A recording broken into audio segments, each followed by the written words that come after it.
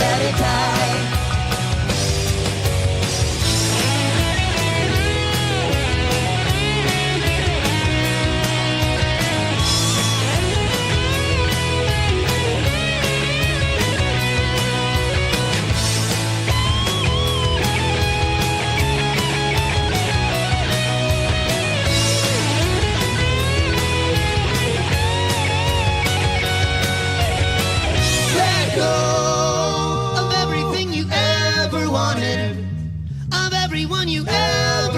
You knew, let it die. I know you're sad and feeling broken hearted. You left your heart a house that's haunted. Let it die. Let go of everything you ever wanted, of everyone you ever thought you knew. Let it die.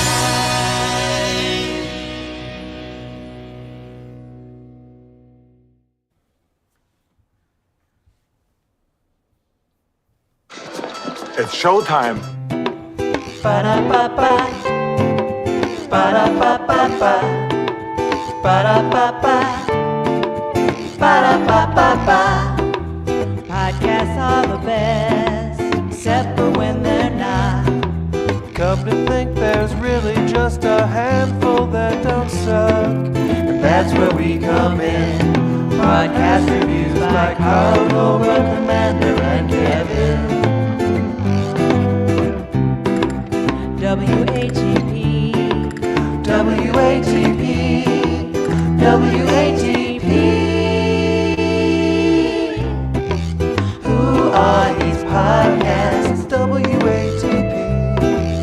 Who likes these podcasts? not W-A-T-P.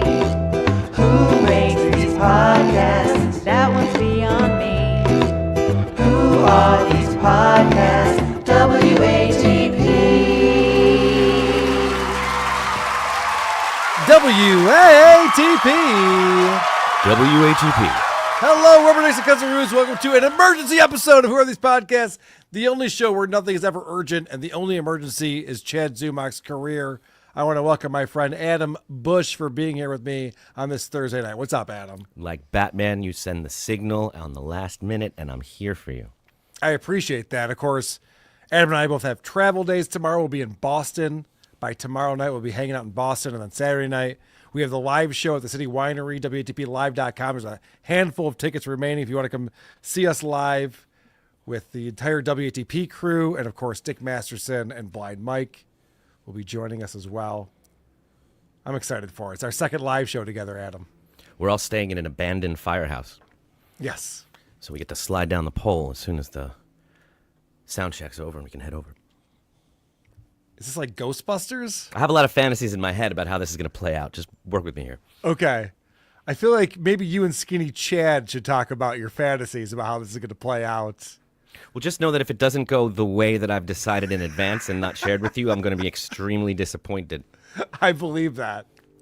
I believe that's probably true. Well, What's really funny, real quick, this Skinny Chad thing, all of his dreams have come true. He just wanted this hamburger pants thing to be a thing. It's a thing. It's a thing. Drew Lane's talking about it. I heard that. I was listening to his show, and it was just a random, just like, oh my gosh, I was watching Carl on this guy Skinny Chad Zumach show.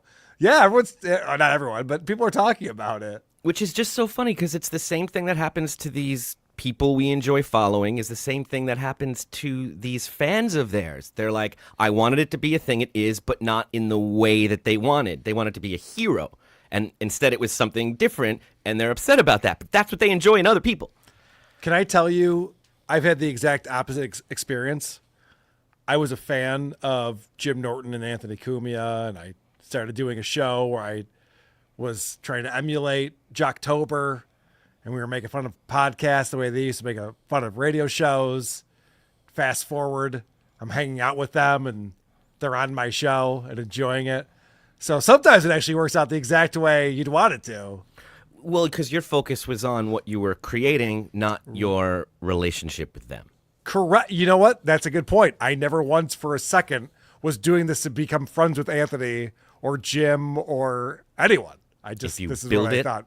they will come. Interesting.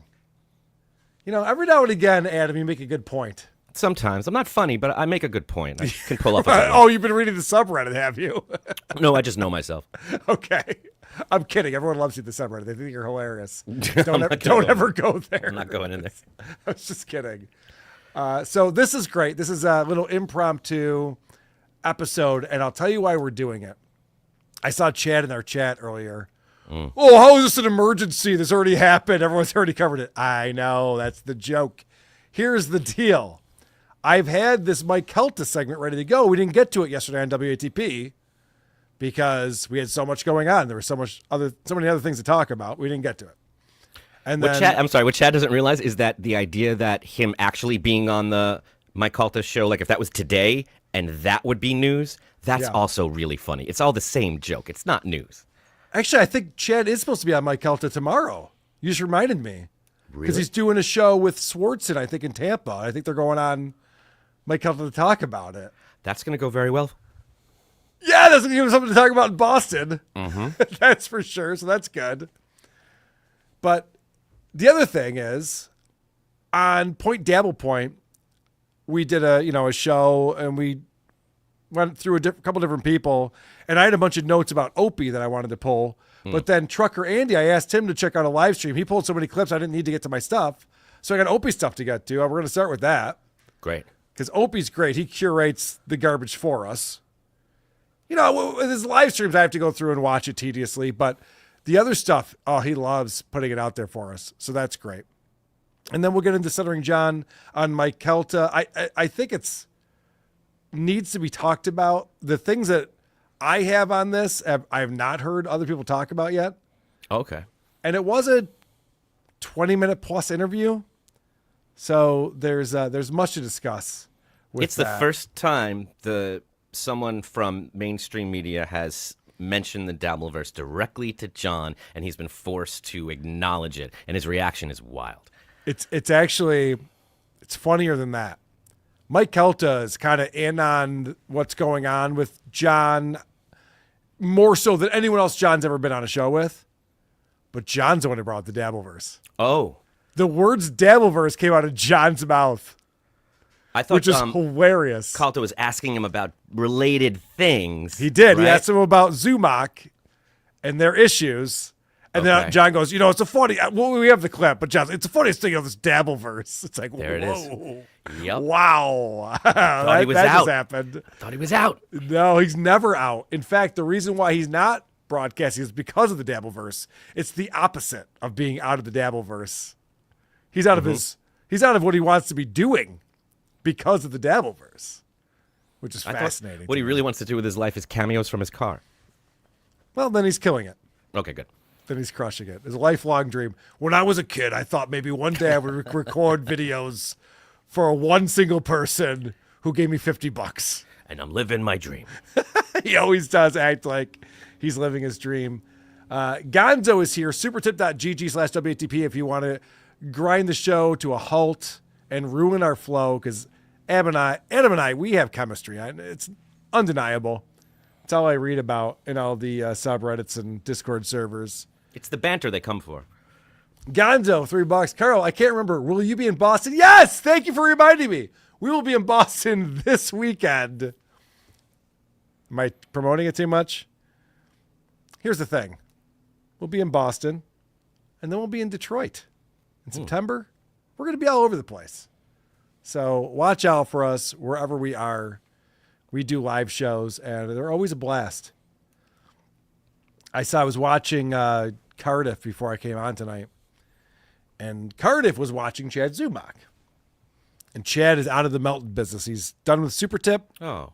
I know. Can you believe it? Can you believe he would let his emotions get the best of him and not be logical, rational about something? What a wild ride. He was so happy. He was so happy. He's such a woman. He really is. He gets emotional and he's like, fuck you. I don't want to be a thing. Anyway, so Cardiff was playing a thing where Chad was saying he's not coming to Hackamania next year, which is a crazy thing to say because he's A, not invited, and B, not invited. So it's weird that he would throw out there that he's not coming to an event that he's not invited to. You want to get ahead of it. I won't be at the Academy Awards next year because I don't care for it. But is Chad going to send in a video? That's the question. Because it's funny that both him and Aaron sent it in videos, and both of them claimed that they stole the show. Yep. Adam, you were there at Hackamania. Mm-hmm. What do you think was the highlight of the show? It was not something that was played entirely on a screen. I'll say that. No. It was Nick Rekieta and the text messages. Yeah, and it was Nick Rekieta at like 3 a.m. at the bar. Well, that wasn't the show, but maybe for you it was. It was quite an after show. I loved it. I agree with you. Nick was up all night talking to anyone who would want to talk to him about anything. You really got your money's worth at that Hackamania. I agree. All right, should we get started with some Opie stuff? Yes.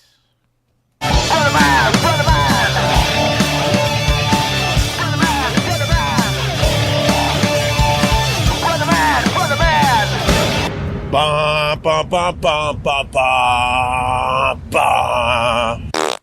Let's ease into it. It's a Thursday night. We're not, we just figured this out a couple hours ago. We're even going to do this. Let's ease into it. This is a video that Opie put out. It's called Motorcycle Chaos and Traffic Jam Jealous Rant. Wow. I love it when Opie goes on a rant, and I love it even more when he curates this for us and puts it out on his channel. This is Opie's hilarious rant about motorcycles in a traffic jam. I'm on my brakes. Yeah, they decided that we got to shut down the bridge.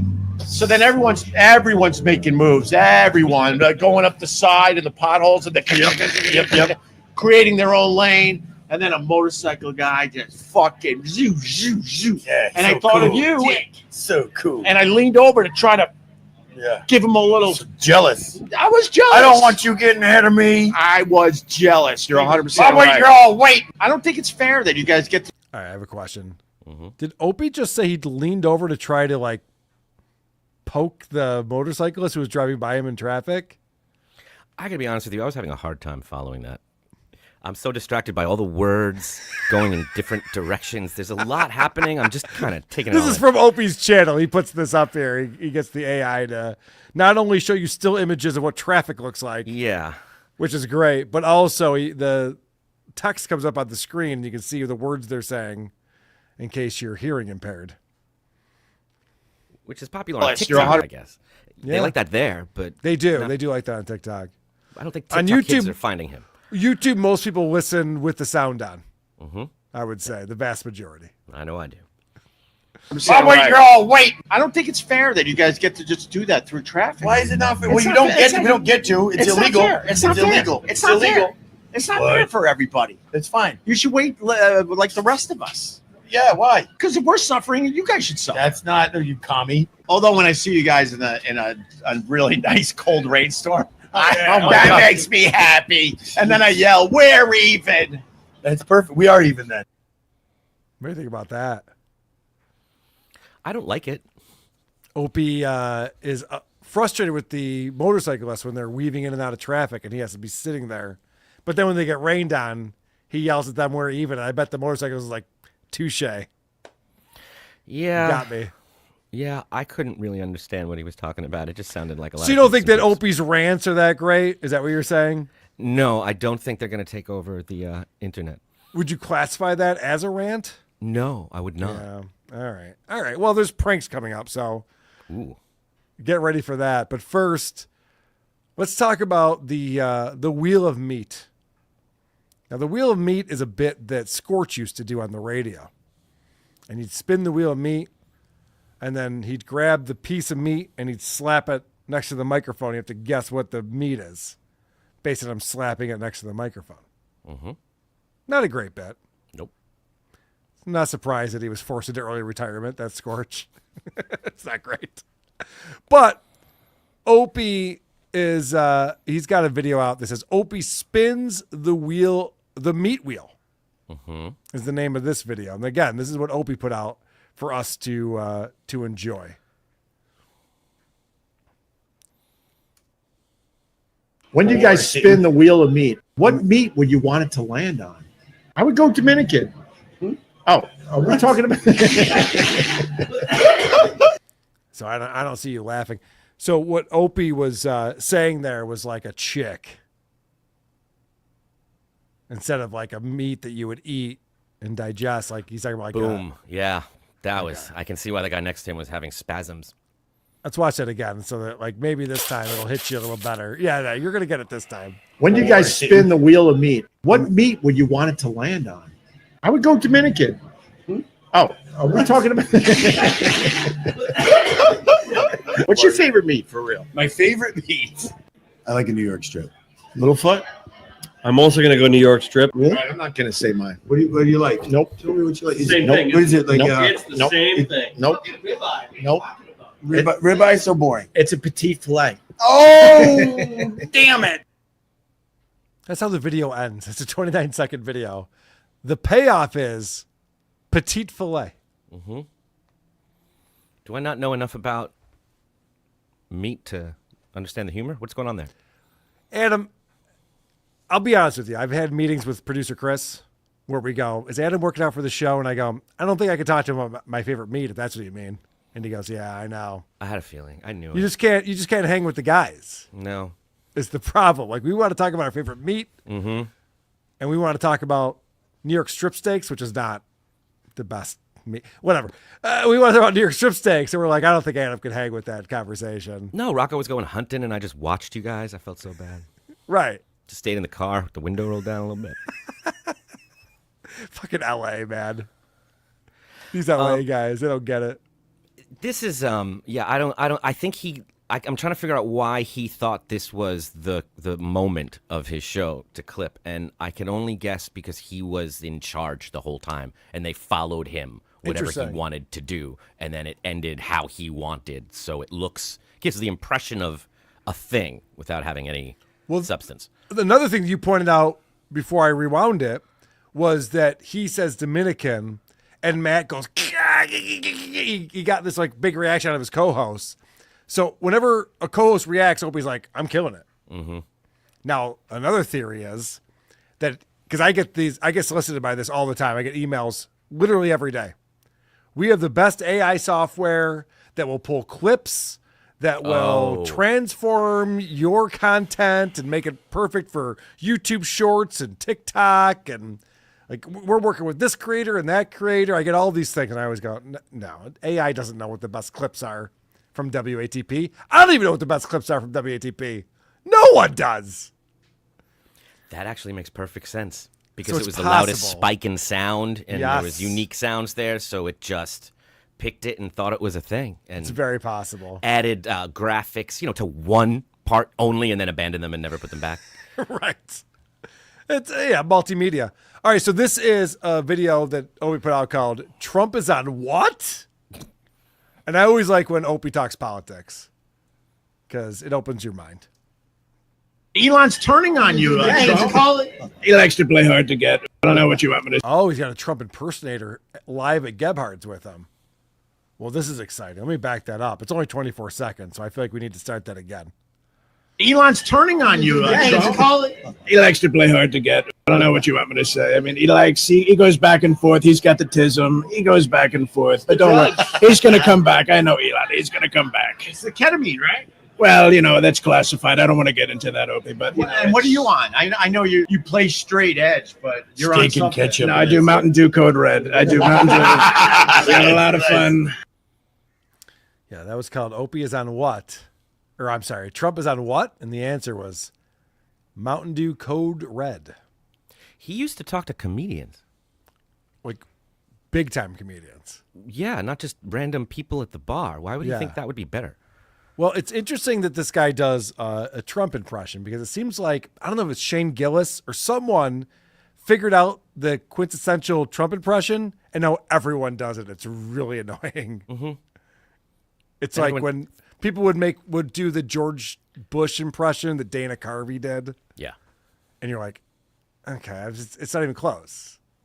Like No, Dana Carvey doing it's funny, but it's you doing Dana Carvey doing George Bush is not even. It's not even the ballpark. What are we Just doing? hitting the beats that they hit, those Yeah. famous things. He had no jokes except for the word tism. He thought that was going to really kill. Yeah. Well, I That mean, was there his was also material. Mountain Dew Code Red. I don't know if you missed that joke. I That was got actually the punchline. I got it. I got it. I don't want it. You can have it back. You're going to want to see this next video because it is called, all caps, gross alert, Ron the waiter's belly revealed. Finally. And Adam, while you say you're not a funny guy, you appreciate comedy. Of course I do. Of course you do. That's why you're a part of this world. Like we all appreciate a good bit. We all appreciate comedy. And of course, Ron the waiter, his belly is funnier than he could ever be. That's a hell of a shot, Ron. Now I care. Oh my God. When are you due, bro? When are you due? When are you due? Oh my God. Can you hear me now? I feel bad for your boyfriend if that's Look at Timmy, see my face. all right, Rod. Now you're doing parlor tricks because because your audio. All right. Oh my God. All right. Don't take the lint out of your belly button. Ron, that's a hell of a shot right there. You're doing your Burt Reynolds pose. I see. Good for you, buddy. He puts this out. Now, Opie Unleashed NYC, his new channel that he's trying to grow because his old channel, obviously, the algorithm is not all that kind to it. He has 1.91 thousand subs. It's about the same as it's been for the last month or two. I think I know why he's not growing the channel. I think it might be because these are the highlights he's putting out on his show. Ron showing his big fat beer gut. All of the co-hosts to all of these people we follow eventually have to debase themselves so completely to please these hosts. It's just so embarrassing. It always ends up that way because they don't have jokes, they don't have humor, they don't have bits. So it's just like, you got to make something happen. And they end up with this, which is nothing. And we saw Opie try to recreate this live at Gebhard's too. We played this on WTP recently, where once again, pull up your shirt, and then he's making his belly button talk, and he's squeezing it together, and then he's putting on a whoopee cushion costume and going out on the street, and it's just like nonstop, like humiliate yourself. His foot, remember his foot? He had to show that because it had singing Fiddler on the Roof in New York, like a real winner. There's a person who's been really engaged in this and emailing me pretty regularly, watching all the Opie stuff and breaking it down. And he or she was telling me, Ron the waiter thinks that Opie's his friend. Like Ron thinks that he's forming a friendship here. Like he's excited that he's like, I'm friends with Opie from Opie and Anthony. And then you see the chat that we just played, this most recent episode of WATP, where the chat goes, hey, Opie, you gonna have Ron over to your house in the Hamptons? He's like, no, never. It's like, Ron, this is pathetic, man. He's treating you like shit. Somewhere Ron is explaining to someone that, oh, no, that's just Opie on the air. Yep. Off the air, he's a nice guy, but... Of course. Yeah, no, we're actually friends, but he pretends, We bust each other's balls, honestly. I also tell him that he stinks. It's great. We have that kind of relationship. All right, well, take a photo next time we're at Opie's house in the Hamptons. Take a photo in front of the fucking ocean. Let's see it. Or send us the clip of when you got that good one off on him, and we'll play it. Right. We talked about this with Rob Saul, with Quadfather, with a lot of these people. It's all they have. You go to their social media. This is it. He can tell people he's a comic, and then they ask some questions, and he doesn't have anything to say. Or he can say, do you remember Howard Stern? Do you remember Opie and Anthony? Well, I'm doing that. Like, it's something, and they can't give that up. They can't. It's more important than dignity. Yeah. Self-respect. Right. I love being a part of the Dabbleverse. Founding father, obviously, but I like being a part of the Dabbleverse. I love this community. I love all the shows that I'll interact and the friends I've made and the friendships and stuff. If I was the laughing stock of this, I'd get the fuck out. I wouldn't spend another day in here. I would be like, all right, well, I have other better things to do. I'd just do that. But you also accept that there is no being in this Dabbleverse without getting some shrapnel, without of course. You accept that. It's the people that don't accept that have the toughest time. They say that can't exist. They don't understand when it comes to them, but they're happy to see it with everybody else. And it's the same thing that Skinny Chad has, and it's the same thing Opie has. I'm glad you brought up Rob Saul. Can I tease Boston real quick? Yeah, I think everyone knows it's coming, but go ahead. What do you mean everyone knows it's coming? What do you mean by that? When I was in the chat, everyone was saying, Rob, please stop. WATP are going to use this. They're going to use this. You got to stop. All right, so Adam, this is your blind spot. Okay. So I'm announcing that we might do a great segment in Boston. Right. On our live show, WATP. Oh, I get what you're going to say. Yeah. You're talking about Rob Saul's chat. Everyone already knows this is coming, Carl.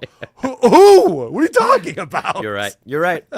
I'm guilty of what I accuse many people of. It's a very small world in here. So anyway, just to give you a... But Sam Bibley knows. Everyone knows. What are you talking about? Just to give you a quick teaser, Adam did something very funny the other night. He sent one... Not even a super chat, right? It was just a free chat. You're just like in the chat room. Okay. He was making fun of us, yeah.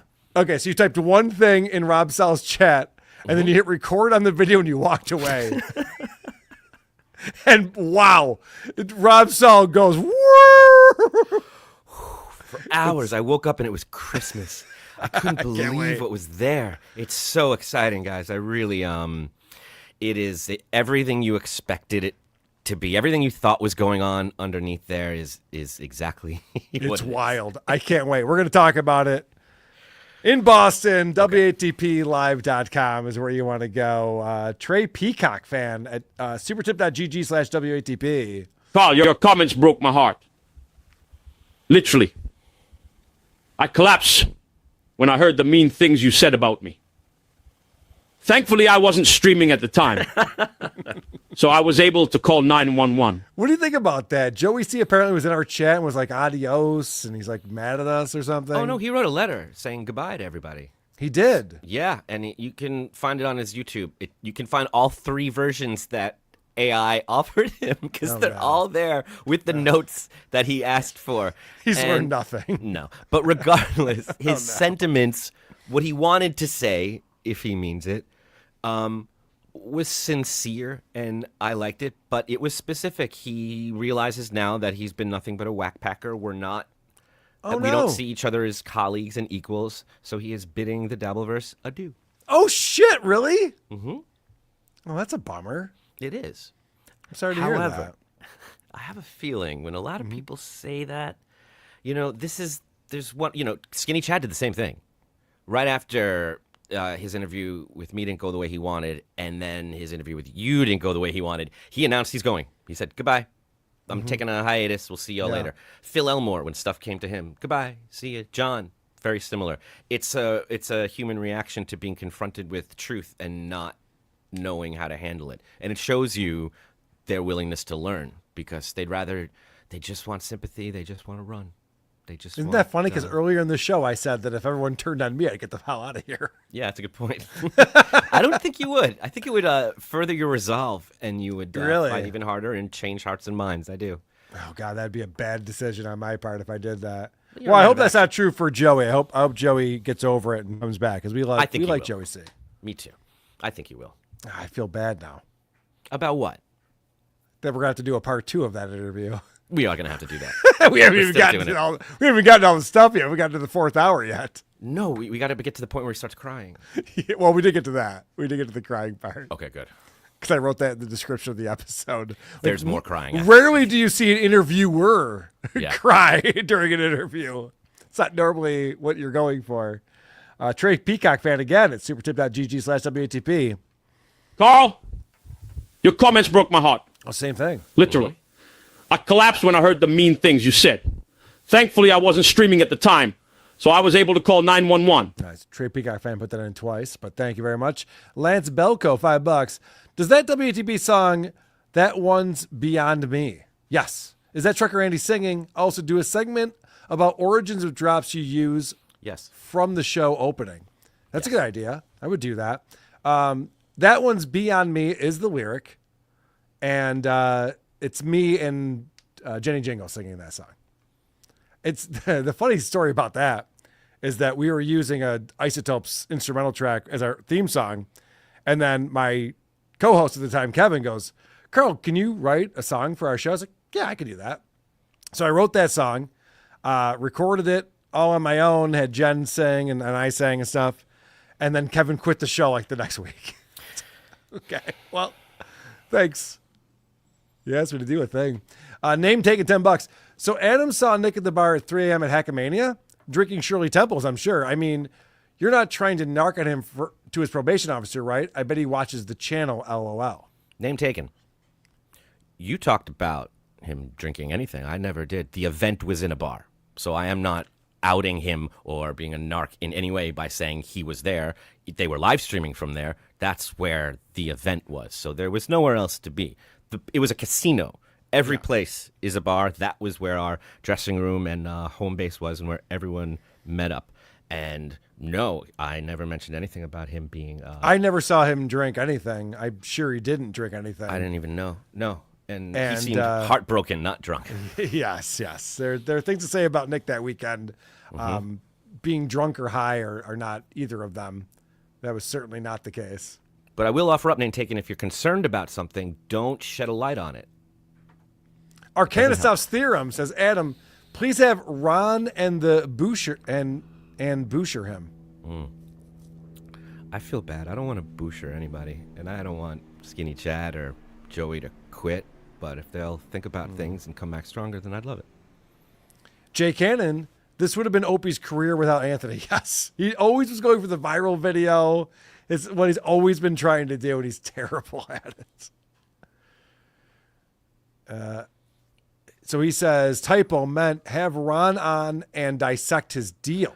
I would love to. I followed him on Instagram, and I'll send him a message and see if he wants to chat with us. Maybe he can make some new friends. What are we talking about? He's talking about talking to Ron the waiter. Is that what he's talking about? Oh, is that what he's talking about? Yeah, before he said Adam Busher Ron or something. Yeah. So now he's saying, I meant have Ron on and dissect his deal. What deal? Of why he's allowing Opie to okay. be an indentured servant to Opie.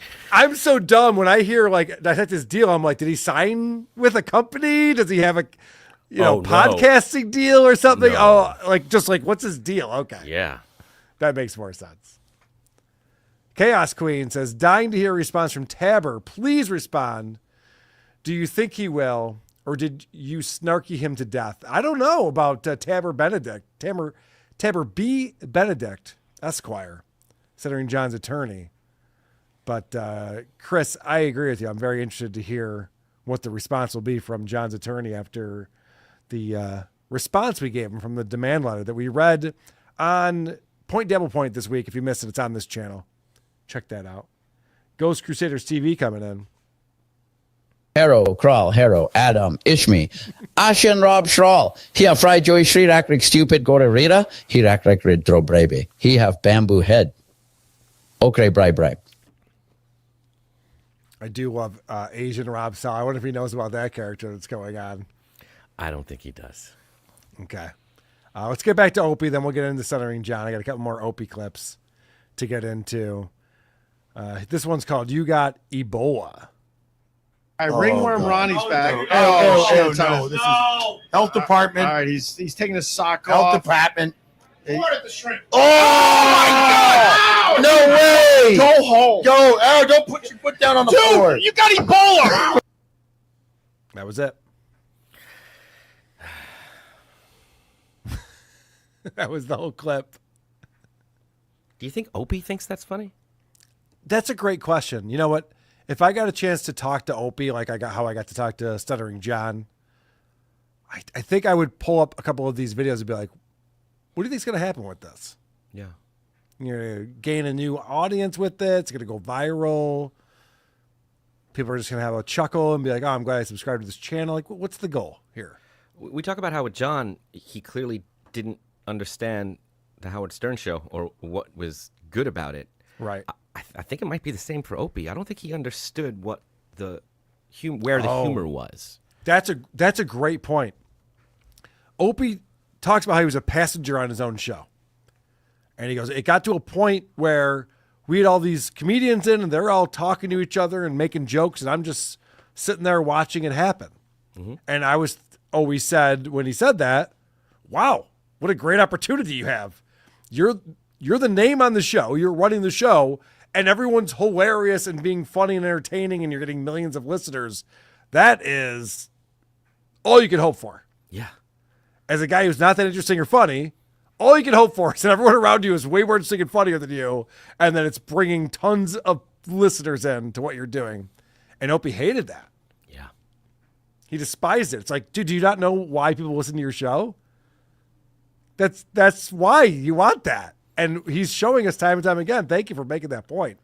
Showing us time and time again that it's like, no, Opie didn't know why people listened to the show. He thought it was just like people screaming real loud and looking at gross stuff and going, whoa, look at this guy's feet. Yeah. Okay. Yeah. Do you remember that show Family Matters? Yeah. With the Urkel? Of course. Like, it was a show about a family, and Urkel was a character in the pilot that was just on a date with the daughter.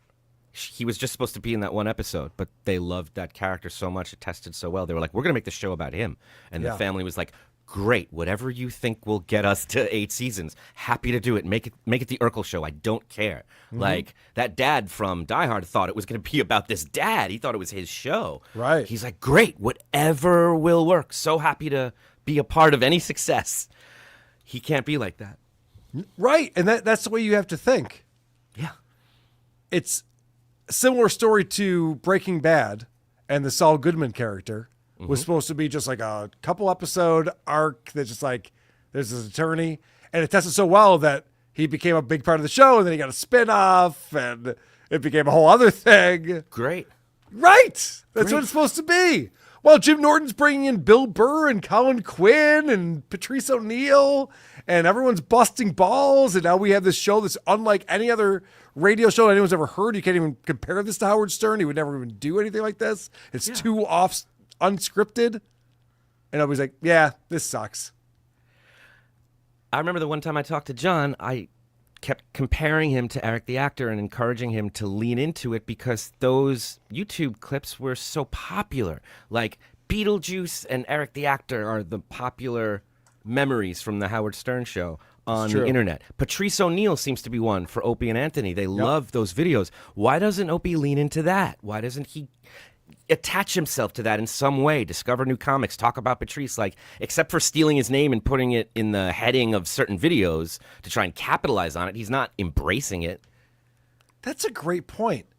There's a handful of guys who can go behind the scenes and talk about Opie and Anthony when you had Patrice O'Neal, who has since passed, when you had Bill Burr before he was really Bill Burr, when you had Joe Rogan before he was Joe Rogan. I mean, the list goes on and on and on. Opie could sit there, instead of just like replaying old Opie and Anthony bits, which is what he puts on his channel, what if he broke down a segment and went, here's a day when Colin Quinn came into the studio and Rich Voss was already there, and, you know, Jimmy comes in and Anthony, and they're talking about blah, blah, blah, and he starts playing the clip and he pauses it and goes, at this point, I realize that they're going off on a thing. And so I'm looking at the phone log and all these people are calling in. They have all these comments and I'm holding off because I know these guys have gold right now. I'm not going to, because he can actually maybe give a counter argument for what everyone says, that he like ruined the show and slowed it down and halted people. He could say, and I'm going up against the quarter hour and I got the producer in my ear saying we got to take a break. We got to take a break, and I'm trying to let it go, but then I try to find a way to like be able to segue into a break. Anyway, I'm not doing Opie's show for him. I'm just saying there's so many fans of Opie and Anthony, and people who are discovering Opie and Anthony now for the first time, like even internationally, that if Opie put out a show that was like behind the scenes, similar. Honestly, there's all these podcasts that are doing so well where they go back to sitcoms that people love. Yes, and a couple of the stars of the sitcom go down and they break down every episode. Huge. It's huge. People love it. If you like that show, you're obsessed with that podcast. Right. So Opie could be Opie and Anthony behind the scenes. Opie and Anthony rewatch. Yeah, whatever it is. And what's so great is that even if it's the opposite of what you described, even if what Opie says is happening in those segments is completely wrong, people would love to call in and correct him or see that he really felt that way. He really didn't get it. We want to know. It's a no-lose scenario, so you know he won't do it. And also, I just realized that the person who should be doing this is E-Rock. So, yeah, actually, Eric, if you're watching or listening, you got to do this show. This would be huge. Like, I know E-Rock has all the archives. Rather than just put them out, which is great, we all want to re-listen to those episodes. E-Rock could literally be the guy who breaks down what was going on that day and what's happening in the studio, and he could bring in Anthony and Jim and Travis, and he could bring in all the guys to like talk about it who were actually there. That was so funny. This went from let's help Opie get back on his feet to no, let's exclude him and use everybody else. Actually, Opie would suck at this. E-Rock, here's your calling. Let's go. All right, I have one more clip on here. And Opie put this out recently, but it's an old one. And this is one with him and Club Soda Kenny. That's how you know it's old. So Club Soda Kenny was Opie's bodyguard / driver. He would pick Opie up and drive him to the studio every morning. And I loved Club Soda Kenny. I thought he was a great character on Opie and Anthony. He didn't talk a lot. Ex-cop. Big guy, not a huge personality, but that's what made him interesting. He calls this video trolling tourists with "you drop something" prank. Opie and Club Soda Kenny. So "you drop something" prank, you already know this is going to be classic Opie. This is going to be really good stuff that we should be excited about.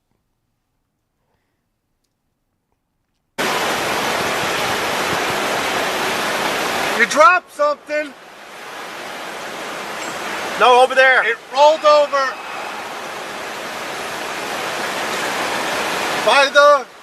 Right over the curb, over there. I don't know what it is. It's right. It was something. Yeah, right in there. No, it rolled. Huh? It rolled that way. Now, this prank sucks for a number of reasons. But the fact that there's two guys with a camera up screaming at people, hey, you dropped something, wouldn't that be like your first thing? Like, candid camera worked because they didn't know there was a camera pointed at them. They're like, what is going on here? It seems like everyone's against me. And like, well, there's a camera over here. It's a camera. Oh, I didn't even know. These guys are just like filming them like, hey, idiot, you suck. They're like, okay, if you say so. Also, how does he know this is a tourist? It's just a woman. It's just a woman walking around. Yeah. An older woman who you really shouldn't be picking on right now. It feels silly. You know it's not a tourist because it's not an Asian with a camera. You know, have you been to New York? I'm sorry. Or do you only know it from the Muppets Take Manhattan? I'm trying to figure it out. Something wrong. No. And you know, this is in other countries, this is like an actual scam where they say you drop something and then they con you into something. Like people are trained to not respond to that. Not these jamokes. Well, not these dumb tourists. Am I right, Adam? Huh? Yeah. Us New Yorkers, am I right? Huh? Locals like us, these bridge and tunnel freaks.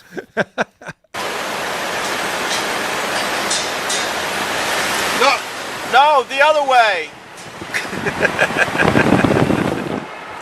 The payoff is always the person going like, okay, whatever, and Opie going, somebody's got to. It's not the payoff that you're looking for. All right, well, he's got another one on the same video. You dropped something?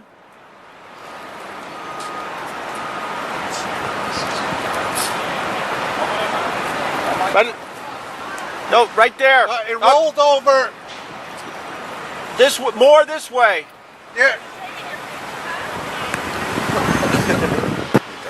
You dropped something. It rolled. No, over by here. Over.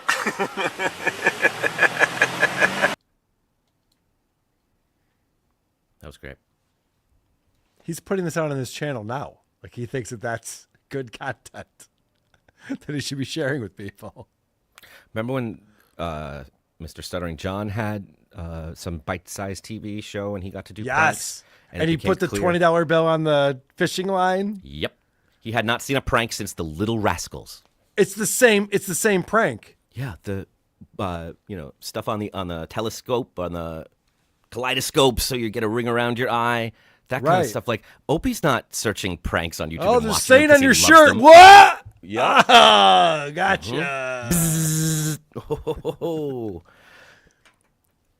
You're saying it's not going to catch on? It's not going to be his next career? What I'm saying is Opie's not even interested in this. He's not like looking up what pranks people are doing or what the kids are watching and trying to compete on that level. This is just like the cheapest content he could come up with.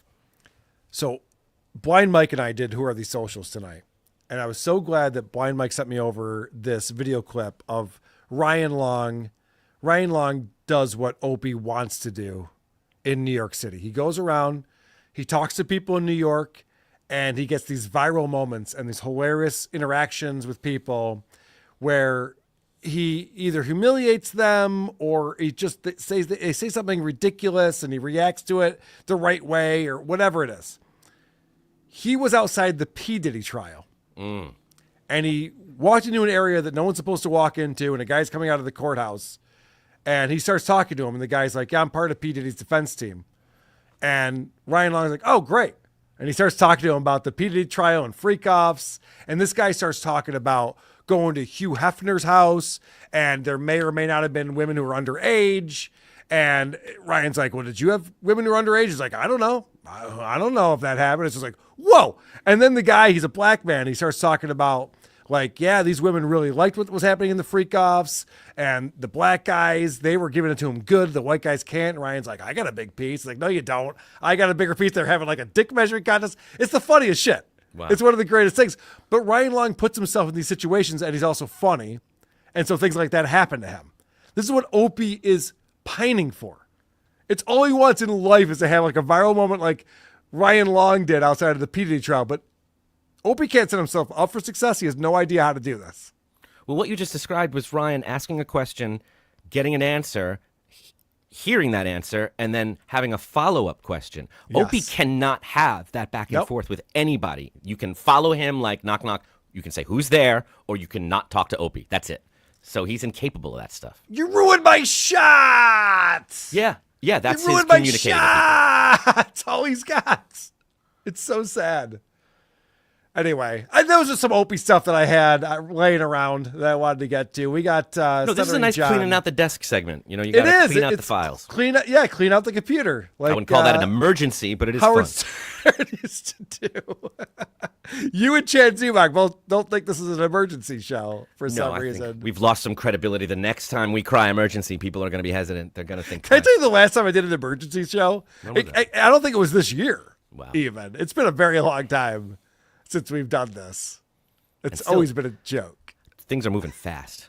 Things are moving fast right now, especially on supertip.gg/WATP, where Ghost Crusaders TV is hanging out. Oh my God, Adam is Bick, Sir Reb Birdie. I Shri you run Bruffy. Ooh, so Groot. Ooh, number one act tour. Fry you do show with Crawl. Crawl is frunny but shrilly. You do new movie? I star. Hiya, enough with the Asian Rob Saul. Nobody cares about Rob Saul. Ban this loser, and let's talk about my doggy. Hiya, doggy. Hiya. Good point.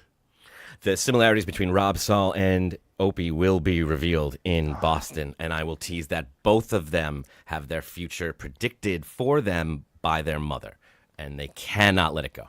That's exciting. Mm-hmm. I am so looking forward to this segment in Boston about Rob Saul. I've only seen a little portion of it so far, and I'm already all in. It's very dark. It's my kind of thing. Name take at $10. I was just busting your balls, guys. I didn't think Nick would do anything at Hackamania that could get him in trouble. He has a very watchful eye. He has a very watchful eye over him, I'm sure. Don't call me a narc, man. Don't. Yeah, we don't narc. We don't narc around here. I get real sensitive. Carl Doc says I don't narc. That's not our dynamic. Well, I told a story about my drug use on the Creep Off this week, thinking no one listened, but apparently they do. Yeah, me too. I told one on Joey C's story, buried in this 4-hour interview, and they found it. There you go. Casey Durliet. Wife is a fan of VTM's legal vids. He's huge now. WTF. Oh, yeah, he's huge. Everyone's talking about him. Daniel Poinsett. Vince is piss. Troy Smith, hey kids, I'm coining the frame in Practical Opster. I'm coining the frame. Corning the frame. Yeah, in Practical Opster. That's perfect. In Practical Opster, that makes so much sense. By the way, Troy Smith, I don't know if you can see his avatar at all, but he's combined Shrek? Necrogoblicon, John Goblicon. Yes. With Stuttering John. He calls it John Dabblecon. Perfect. And it's so impressive. I'm going to print it out and put it up on the wall here at the studio. It's really good. Me, I've always had business since I was 5 years old. I don't know you. I don't know. You drop something is pretty good. Yeah, no, that is a pretty good prank. That's good point. You got everyone there with that one. Raper Butt, $5. You say Opie needs a role for Ron. He already has the fugitive voice. I am the fugitive. If you want to win the $10,000. Do you know the fugitive bit? I don't. Nope. Okay. It's something that came up often when they were doing Jocktober.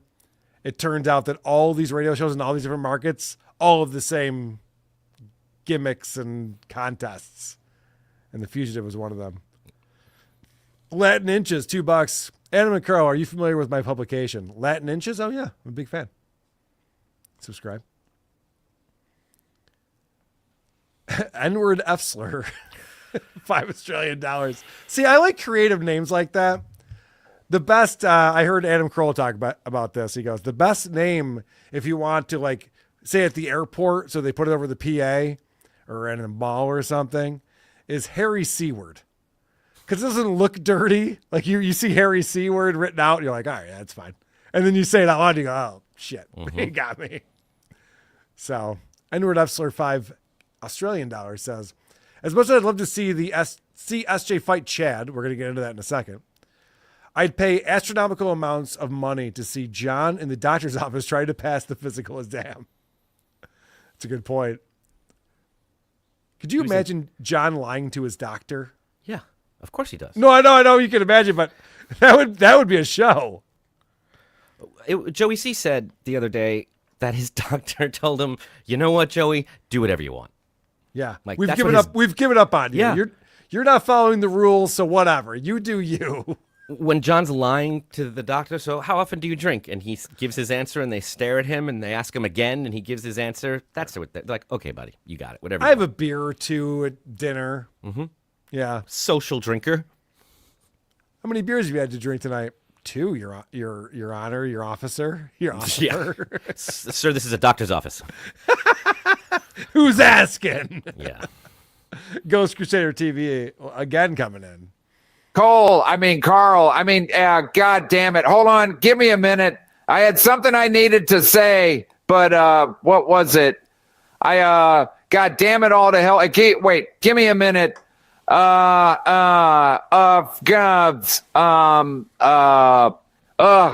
it. I'm number 3 in the world for comedy on Playboard. Where are you, Lady K? Huh? Show me the numbers.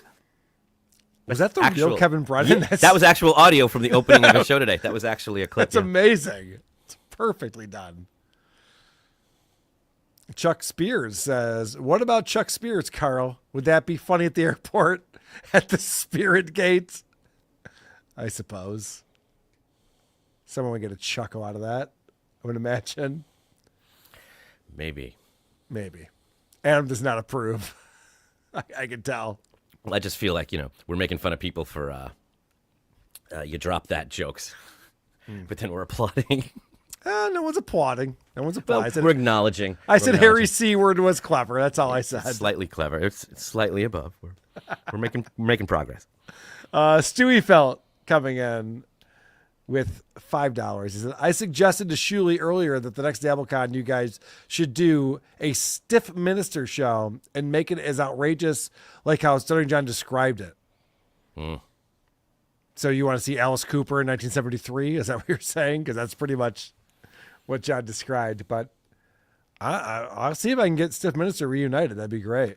Well, if you could get Chrissy Mayer does the best John impression. So if you could, I don't know if she sings, but if you could get her to do an Alice Cooper number with the Isotopes or a Dabble band backing her. Now this is making sense. Go to the local kosher butcher, get a couple pounds of pig's blood. Bob Levy's son on bass. All right, I'm listening. And we can just do the act. Get the guillotine, and make it happen. Lance Belko says, always liked Phil Omar. He walked so Adam could. Is that true? Do you think Phil Omar is the reason why you were accepted into the Dabbleverse? I think he certainly stepped in fresh snow and opened a lot of doors. I agree. All right, let's get into our John segment. Bloody ass. Can I get a little sympathy? Because I got a bloody ass. I'm bleeding generously. Because I got a bloody ass. Right now, Indiana's up 79-57 on Oklahoma City. So that game is not going well. There's no reason to watch it. You should be watching us. There's a lot of competition tonight. But it doesn't matter, Adam. All eyes are on us because they all want to know the breaking news. What happened with Stuttering John on the Mike Calta show? No one's talking about it. How did this go under the radar? It seems like a big deal. Mike Calta has a big show in Tampa. Stuttering John was a guest. He was promoting his show in Naples, which is nowhere near Tampa. It's not even close to the radio market that is Tampa. That'd be like me going to Albany to promote my show in Rochester, which is only relevant to me because I live in New York State. No one else knows what I'm talking about.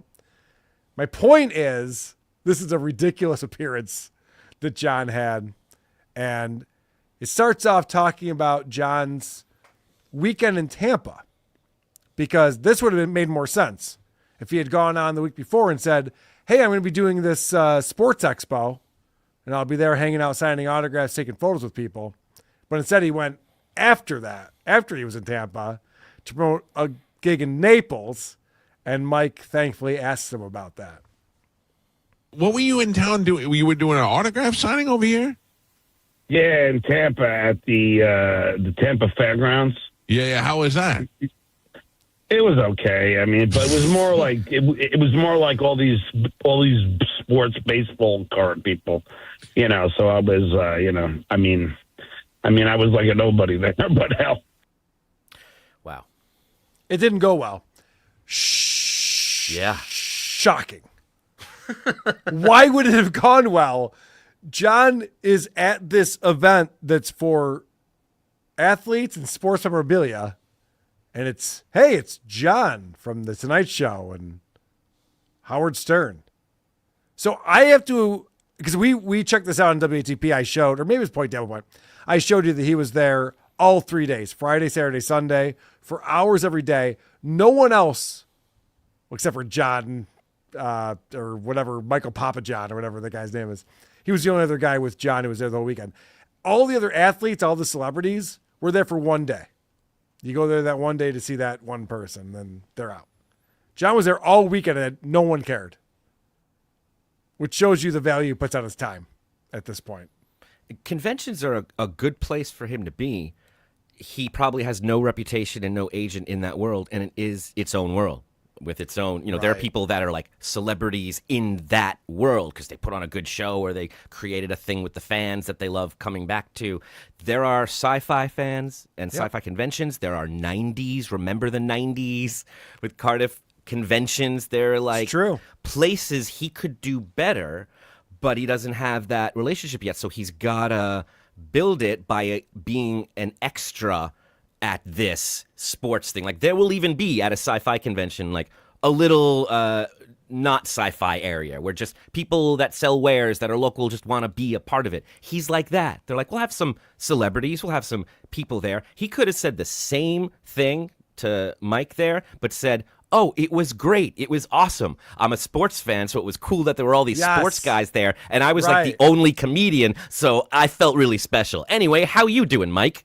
You're right. Because the whole point is to build these relationships. Spin it. I don't know if he realizes he just talks shit about the convention on a radio show they're going to hear. They're going to hear because they're in Tampa. This is the biggest morning show in Tampa. He might have been a bomb at the convention, but if he actually said some nice things about them on this show, it would have gotten back to them, and they would have loved it and remembered that instead of this bridge burned. And I don't think I have the clip, but right after that, Mike Calta goes, I would imagine there's so many Stern fans. You guys could do your own Howard Stern conventions. All the ex-employees on there, and you could have whack packers and, gonzo shitcock guys who called into the show or were parts of the show. You could have all those people go to a thing, and he might be right about that. He is. He's in certain markets. You could Yes. do that on Long Island. You could do that in Philadelphia. There's certain areas where you could be like, remember the Howard Stern show? And you get to Yes. hang out with Grillo and Stuttering John and Casey Armstrong. And that could maybe do something. And he asked him about that. And John's like, yeah. Anyway, so I'm doing another thing coming up in a little bit. John could put it on. He could do it with this guy. They could make it happen. No, he couldn't. No, he couldn't Well, because he everyone couldn't, hates right. his guts. But someone else could. Someone else could. Yes. It's a good idea. And you can combine it with dabble stuff. You can combine all of those worlds with the younger people and the older people. There's all this. I'm not lending my name to this shit. No, Come on. You'll just have Wendy on the show, but you won't go up here with her? Come on. You're thinking of better than that? Tukey. I don't have Wendy on my show. That's Tukey you're thinking of. But yes, I would actually be a part of that. And I would endorse it. It'd be great. So what I love about this appearance of John and Mike Calta is that John goes on these other shows, and we break them all down. And it's all people who don't know anything about what's happening in John's life over the last 5 years or 7 years. And they all just want to talk to him about the Howard Stern show and the Tonight Show, whatever. And Mike Calta's paying a little bit of attention. I was on Mike Calta's show back in December, I think. Yeah.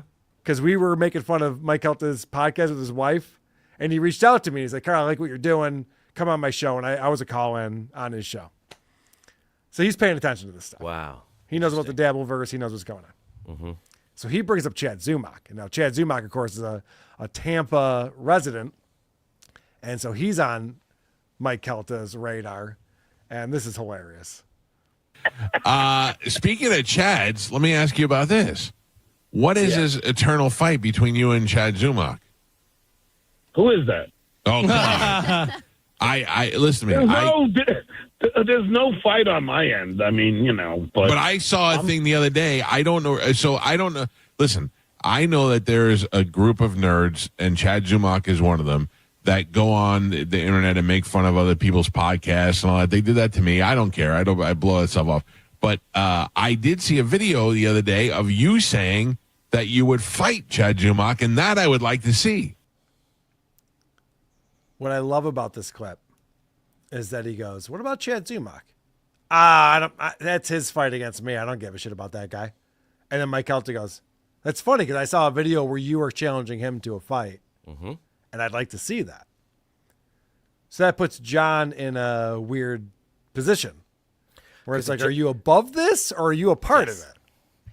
And if he was really listening, he would have heard that Mike just told him, I'm aware of these shows. If I know what WATP is and I've searched that name, I know what they're doing to you because I know you and I obviously check that out. So like a good broadcaster, he's holding his cards close and he's seeing how this guy reacts. And he reacts with like bullshit and lies and just craziness. And John responds with like, Chad who? Yeah, I don't want to give him any air. I'm not fighting with him. Meanwhile, John called the cops on Chad. Chad left a note taped to his front door, to John's front door, and John's instinct was to call the police, which is crazy. I just want to explain this to everyone. If Chad Zumach comes to my house and leaves a note at my door, the last thing I do is get the police involved. What if it had mean words on it? I would imagine it would. Mm-hmm. I doubt there'd be a lot of compliments on it if Chad Zumach was the one who wrote that letter. And even still, you wouldn't call the cops? No, I definitely would not call the cops. I know. In fact, what I would do, Adam, is I would go, I got something to talk about on the next episode of WATP. Which is exactly what Mike just explained to John. Yes, He was like, they attacked me and I had some fun with it. But I'd be excited about it. Yeah, It'd how be did fun. you handle this, John? Well, so John explains that he doesn't want to fight with Chad. Oh, I would. Oh, believe me, if I ever ran into him, it would be his worst nightmare. I can arrange. Okay, so I'm sorry, I didn't set that up correctly. John explains he would beat the shit out of Chad, which is so weird because he's threatened me. He's like, if I ever see Carl in Cape Coral, which I will run into John in Cape Coral. This will happen, unless he dies in the next couple of months. But it will happen. Cape Coral's not a big place. We go to similar places. I heard him invite Mike Calta to a place that I go to all the time. So I'm like, okay, well, I will run into John. And John always claims he's going to beat everyone up when that happens. Which is a weird thing for a 60-year-old man to do, in my opinion. Made it clear, and you really see it here, that he's scared. He'll always run. He'll always show up a little early, a little late. Oh, yeah, well, right. That did happen at CB Tomatoes. Yep. Oh, I would. Oh, believe me, if I ever ran into him, it would be his worst nightmare. I can arrange that. the guy. Because the guy came to my house and put an anti-trans thing on my door when he knew I was in St. Petersburg doing stand-up, and I have a transgender child, and he thought that would be, that would be funny, but no, I don't take it that way. So yeah, you don't mess with people. You don't mess with people's kids. Now, I will never stick up for Chad Zumock, who I think is a giant piece of shit, but Chad wrote, "Your son is a pussy boy," or something like that. I'm paraphrasing. Only because John was calling Chad a pussy boy at the time, which is a weird thing to say when your trans son has a vagina. And we've all pointed this out to John. They're like, you probably shouldn't use the word pussy boy. It's not appropriate considering your circumstances. And John understood, and he apologized. And he No. Huh. He called the cops. Oh, okay. Yeah, and he goes and cries to everyone. This cry bully who nonstop was talking about like going to Tampa to beat up Chad. I can't wait to fight this guy. He's a pussy. And then as soon as Chad does something, he just like calls the cops and then goes on everyone's shows and cries about it. Do you believe I'm getting bullied? Is it interesting that he had to say, he left an anti-trans message on my door? My son is trans. Did he have to say that part? Like, why did he say that? Couldn't he have just did he think we think he's trans? Why did he have to qualify that? And if it's so mean, why would he again point to his kid? I'll tell you why, Adam. Okay. Because outside of the world where his daughter came out, his daughter came out as gay and then later trans. Outside of that world, he goes, yeah, someone put this like transphobic thing on my door and I can't wait to high five him. Mike Calta's like, that's pretty funny. He's like, yeah, I know, it's pretty good. But because his family has that, he's just like, that's offensive to me. Oh, interesting. You John's a Long Island guy. Like he likes to bust everyone's balls. He used to use the F slur on the air on the Howard Stern show. He doesn't give a fuck. He's not this liberal he pretends to be. He throws all those slurs out there. Well, if only everyone could have a son or a daughter, right, like John, then we could all learn to accept everyone. Maybe Chrissy Mayer can someday have an Avariza and learn. I think she could. I really think she could. She Given might. the right circumstances, I think she's open to it. It might happen anyway. That's a whole other story. Adam was on with Chrissy Mayer this week. We'll talk about it at some point. So what I love about this is that Mike Calta's like, I saw you wanted to fight Chad Zumock. I can arrange that fight. Why is he not jumping at this opportunity? I can make that happen. But I would love, if you and Chad want to fight, I would love to arrange that.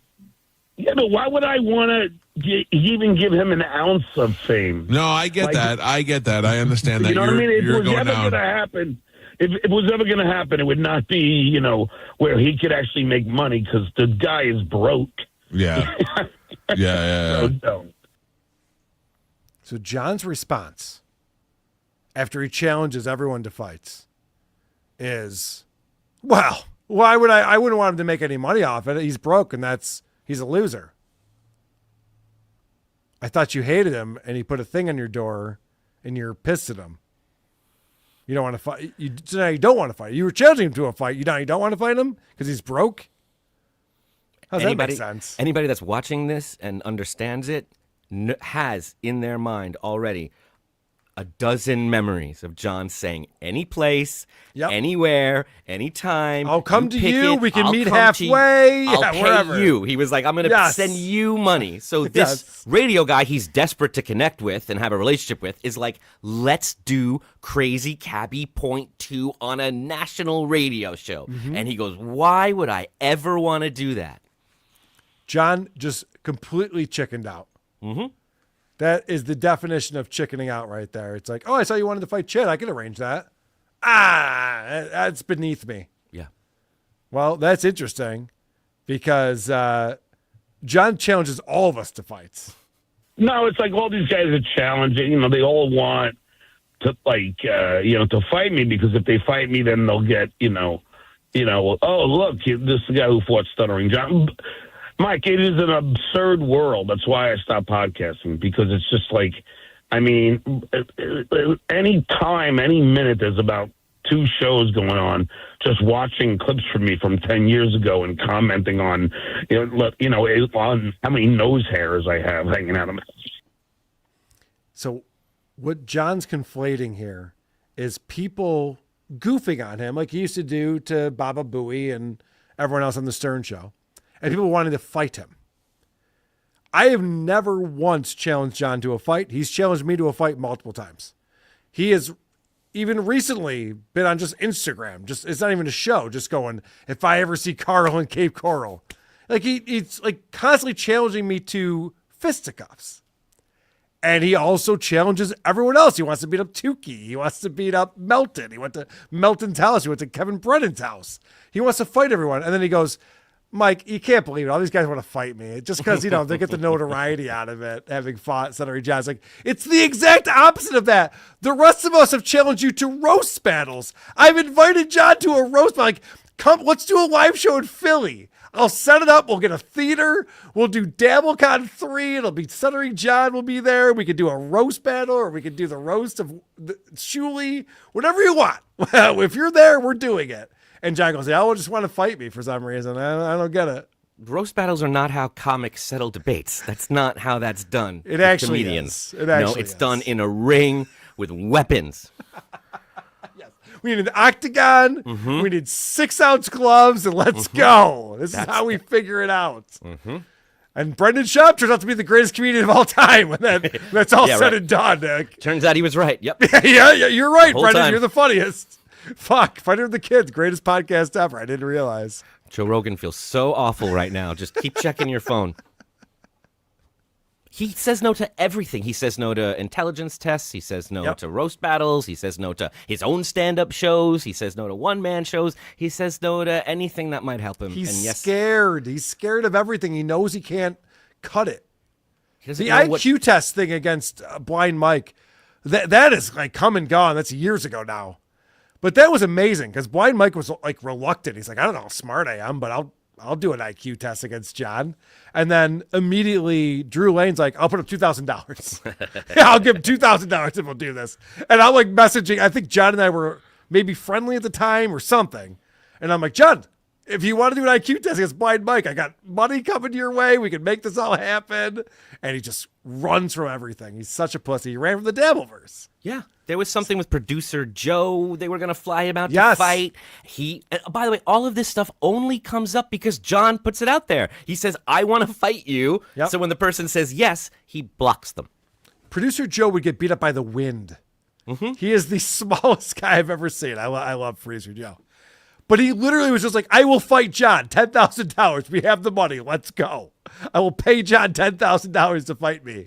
And John just dropped it. People would super chat. I'm like, hey, you're going to fight Joe? He's like, I don't know what that is. He blocked the guy who sent him the message with the offer. Of course he did. All right, so let's move off of that. Let's get into John playing his greatest hits. If you have your bingo board out, let's remember that John's going to tell you the highlights of his career, like this one. I asked OJ if he would sign my knife. I mean, come on. Nobody was doing stuff. I asked OJ if he would sign my knife. Did he? I saw the video of it. Mm-hmm. OJ was in his limo, door closed. And John went, OJ, we signed my knife? OJ didn't hear it. Didn't get a laugh. Still doesn't to this day. A lot of courtesy laughter on the Mike Calta show with their guests, which I appreciate. I got courtesy laughter too when I was out there. So I get it. It's a radio show. That's what they do. It's a radio show. You got to act like your guest. This is the best guest. Mm-hmm. So John goes through his usual examples of questions for celebrities. Of course, he brings up Joan Rivers. Always does that. It's part of his act. What I like about this is that Mike Calta was a fan of the Howard Stern show and Stuttering John. So he brings up stuff that John doesn't talk about regularly. John's used to just telling people his story. Oh, yeah, and then this happened, and then I said this, and then this got a reaction. So he gets John off script which throws him off, and all of a sudden the stuttering and stammering happens. I'll tell you one that sticks out in my head. I remember you asking John Goodman a question, and he turned and looked at you with the death eye, and then he looks at me and he goes, "Are you Stuttering John?" He was so excited when he saw you. Yeah, that's what the great Norm Macdonald, when I started it, everyone would finally, get into it, and they all would. I'm stuttering. They would recognize me. Yeah. And so Howard would send other people, and he sends somebody to Norm Macdonald. He goes, "How do I want Stuttering John." So it was fun, man. This I love. And Mike Calta, props to you. You got John off script. You got him to tell a story he doesn't normally tell, and he's terrible at it. Mm-hmm. Well, yeah, Norm Macdonald and again, I don't think John's a stutterer. I think he's a moron. Like what you just heard with a lot of you knows and uhs, that's not a stuttering thing. We've heard stutterers. Yes. Adam, you and I, we broke down when he was on a show with stutterers. And stutterers go, "John, you got to do a lot of great interviews." That's what stutterers do. John's just a moron. They know what they're going to say immediately, they and they're can't get it having out. trouble getting it out. John, you can tell, does not know what he's going to say. He heard this, moment, and he had no memory of it because it's not on YouTube. And if it's not on YouTube, John doesn't know what happened. And he immediately just panicked and started speaking before he knew what he was going to say. And while he's just searching for it, it's just insecurity. It's not a stutter. Yeah. I hope he does more interviews with people who actually know the Howard Stern show and ask him real questions. And I know that Shuli revisited it not that long ago, my interview with John. We're coming up on 2 years now, I think, later this summer. I might have to revisit that because there were so many instances when I asked him questions and he just didn't know how to respond to it. He's terrible at this. He's gotten very comfortable doing his act and telling the stories that he tells over and over again on these shows. And you see him steer the conversation into the direction he wants to be in. We just broke down that television interview that he did earlier in the week. Wow. He looked like a Venus flytrap. He just looked like. Yeah. He just cracks himself up. But when shit like this happens, so John starts bragging about his boat that he owns in Cape Coral. And Mike, brilliant question. Again, I've made fun of Mike Calta, made fun of him and his wife. Their podcast is garbage. I haven't listened in a while. Maybe it's better now. But this was a brilliant question. Where are you getting all your money from? You got Tonight Show money left over, and where are you getting most of your money from? Yeah, I have two pensions from the Writers Guild. I was a staff writer, and also, I was in SAG-AFTRA. Well, I am in SAG-AFTRA, and I get two pensions. So now I'm just kind of really enjoying life. I mean, my kids are all older. I got, two of my youngest are in college, and. What are we talking about? So he brought up, I have two pensions twice. He's 59 years old. What do you got, like a bunch of money left over from the Tonight Show? Like, how are you able to retire and just do your thing? Well, I got, I got pensions. He took both pensions early. If he's taking pensions, he's taking both of them early, which means he's losing thousands and thousands of dollars if there's even that much in them to begin with. And I saw Cardiff react to this, and he goes, he's promoting a stand-up gig. He could just be like, yeah, I'm doing stand-up now. I'm touring, doing stand-up. I'm doing conventions. John doesn't even think of that. That's how far from the truth that could possibly be. Where it's like, what are you doing for money these days? I'm promoting a stand-up gig tonight. Mike, I told you that. I'm doing Off the Hook tonight. I got shows coming up. We're traveling all over the country. That's the he's answer. doing cameos. I'm killing it on Cameo. I'm We on don't know. Cameo. Promote I'm your signing autographs. He could have said anything. Yeah. Instead, he goes, my kids are in college. I have pensions coming up. And then I don't know if you caught this or not, but he goes, I'm a member of SAG-AFTRA. I was. I am. He goes, I am. was. I mean, I am. He's not. He's not. No. Is he still paying dues? No, that's why he's not in it. He hasn't been in SAG-AFTRA in years. He hasn't done anything. Yeah. At the best case scenario, he's station 12, which means you're eligible, you have the credits, but you haven't paid your dues. And if you get offered a job, they won't sign your contract until you clear that up with SAG. And you can do it the night before, but you have to pay. And if you look at his resume, there's no SAG pension. There's no credits. The credits aren't enough to warrant really much of a pension outside of the Jay Leno stuff. And I don't know if that falls just under when it was after, because it was television before they merged. But that's based on residuals. Like, who's watching The Tonight Show with Jay Leno? We can't find it, and we want it, and we can't find it. It's not airing anywhere. There's no residuals for it. It's not CSI that's played all over the world. There's nothing paying into that pension. And even his credits, when he puts out his poster, so we looked at the promotion for this show he was doing at Off the Hook in Naples, it showed Dude, Where's My Car? What kind of money could be coming in for him in this cameo role for Dude, Where's My Car? We've all heard the jokes about people who are like, yeah, I got a check in the mail for 2 cents. And he made that joke. He showed some of his residuals once, and one of them might have been for that film. And that would make sense. That would be his residual, would be a couple bucks from his role in that film from that long ago. It was great the year after the film came out, and maybe even that next year. But by now, it's not. It's nothing. Even being in the Writers Guild, which is a thing, is just like, oh, no, I'm set for life. I got a pension. Like, having a pension, you pay into it. Right. He was a writer for... He claims 10 years. I don't think that's true. Whatever, even if it is, that's not enough time to, like, I'm able to coast for the rest of my life now. You didn't make enough money. That wasn't your career. That was just like a little gig you had. He's very vague about it, but there's that time there was the writer's strike while he was at The Tonight Show, and he didn't strike. So he wasn't in the Writers Guild at that moment. And Interesting, because Jay kept doing his shows.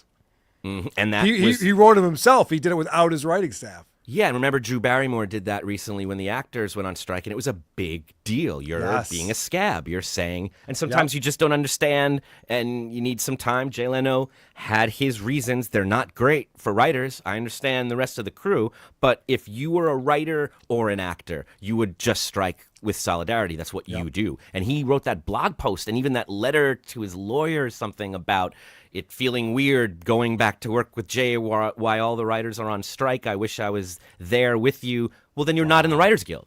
Wow.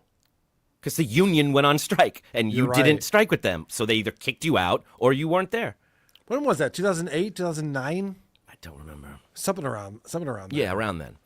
And he was already at the Tonight Show for years at that point. So John claims that he was a staff writer. He was brought in as the announcer. He failed. He was given demotions. He made less and less money. And this is all documented. Every time he says, which he did in every interview we've been watching, I was the first stuttering announcer. Yep. You know, in television history. First of all, you weren't. That was James Earl Jones, who was the announcer for CNN. Mm-hmm. And number two, I just want someone to ask him, how long were you the announcer for? Right. Because he would say 6 months. If that. If that. Yeah. It's like, it didn't work out. And you're still toasting to it. That's tough. All right. So the question comes up about John's kids. And I love this. Again, Mike Calta asking the question that no one else asks when John's on these shows. And Mike's got a son and a daughter. We've talked about it when we covered his show with his wife. And so Mike has a great question about John's kids.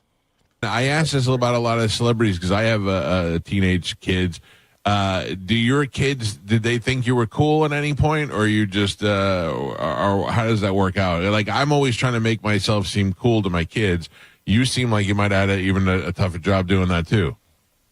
No, I mean, they thought it was cool that they were, like going all these like great events and everything, and they thought that was pretty cool. But then it all turns because then they go back and and then watch us at doing butt bongo fiesta, and suddenly I ain't that cool anymore. So that's interesting. That John goes, no, it was great for a while. We moved to LA. I had all these celebrity friends, and that was probably pretty impressive for them. And then instead of saying the Dabbleverse, my alcoholism, humiliating myself on the internet, all my detractors, a whole subreddit clowning me for years, Butt Bongo Fiesta is when his kids went, Dad's not that cool. Yeah. Which I believe his kids wouldn't like that. They're progressive, and that's probably very anti what he pretends to stand for. But to pretend that that's the reason why his kids don't see him as a cool dad. You know what young kids also don't think is cool? The Tonight Show with Jay Leno. Yeah. It's like a famous thing that any actor or artist with kids has a kid that doesn't think they're cool and only thinks you're cool when you tell them you met Sabrina Carpenter or something. Mm-hmm. That they think is cool. Like on every talk show, the celebrity says, yeah, they were excited I worked with this YouTuber. They were not.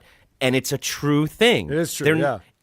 It's your father. You're just not cool. You're always not cool. So for him to say that, when we know it's not true, there's nothing he did that would appeal to kids, and put it on Howard. It was Howard's fault. If only Howard didn't have that kind of taste. That's incredible, isn't it? Wasn't that a pay-per-view special or something? Why are your kids watching uncensored pay-per-view specials? Right, yeah. It's like that's not even, it's neither here nor there. The Dabbleverse is what your kids are seeing.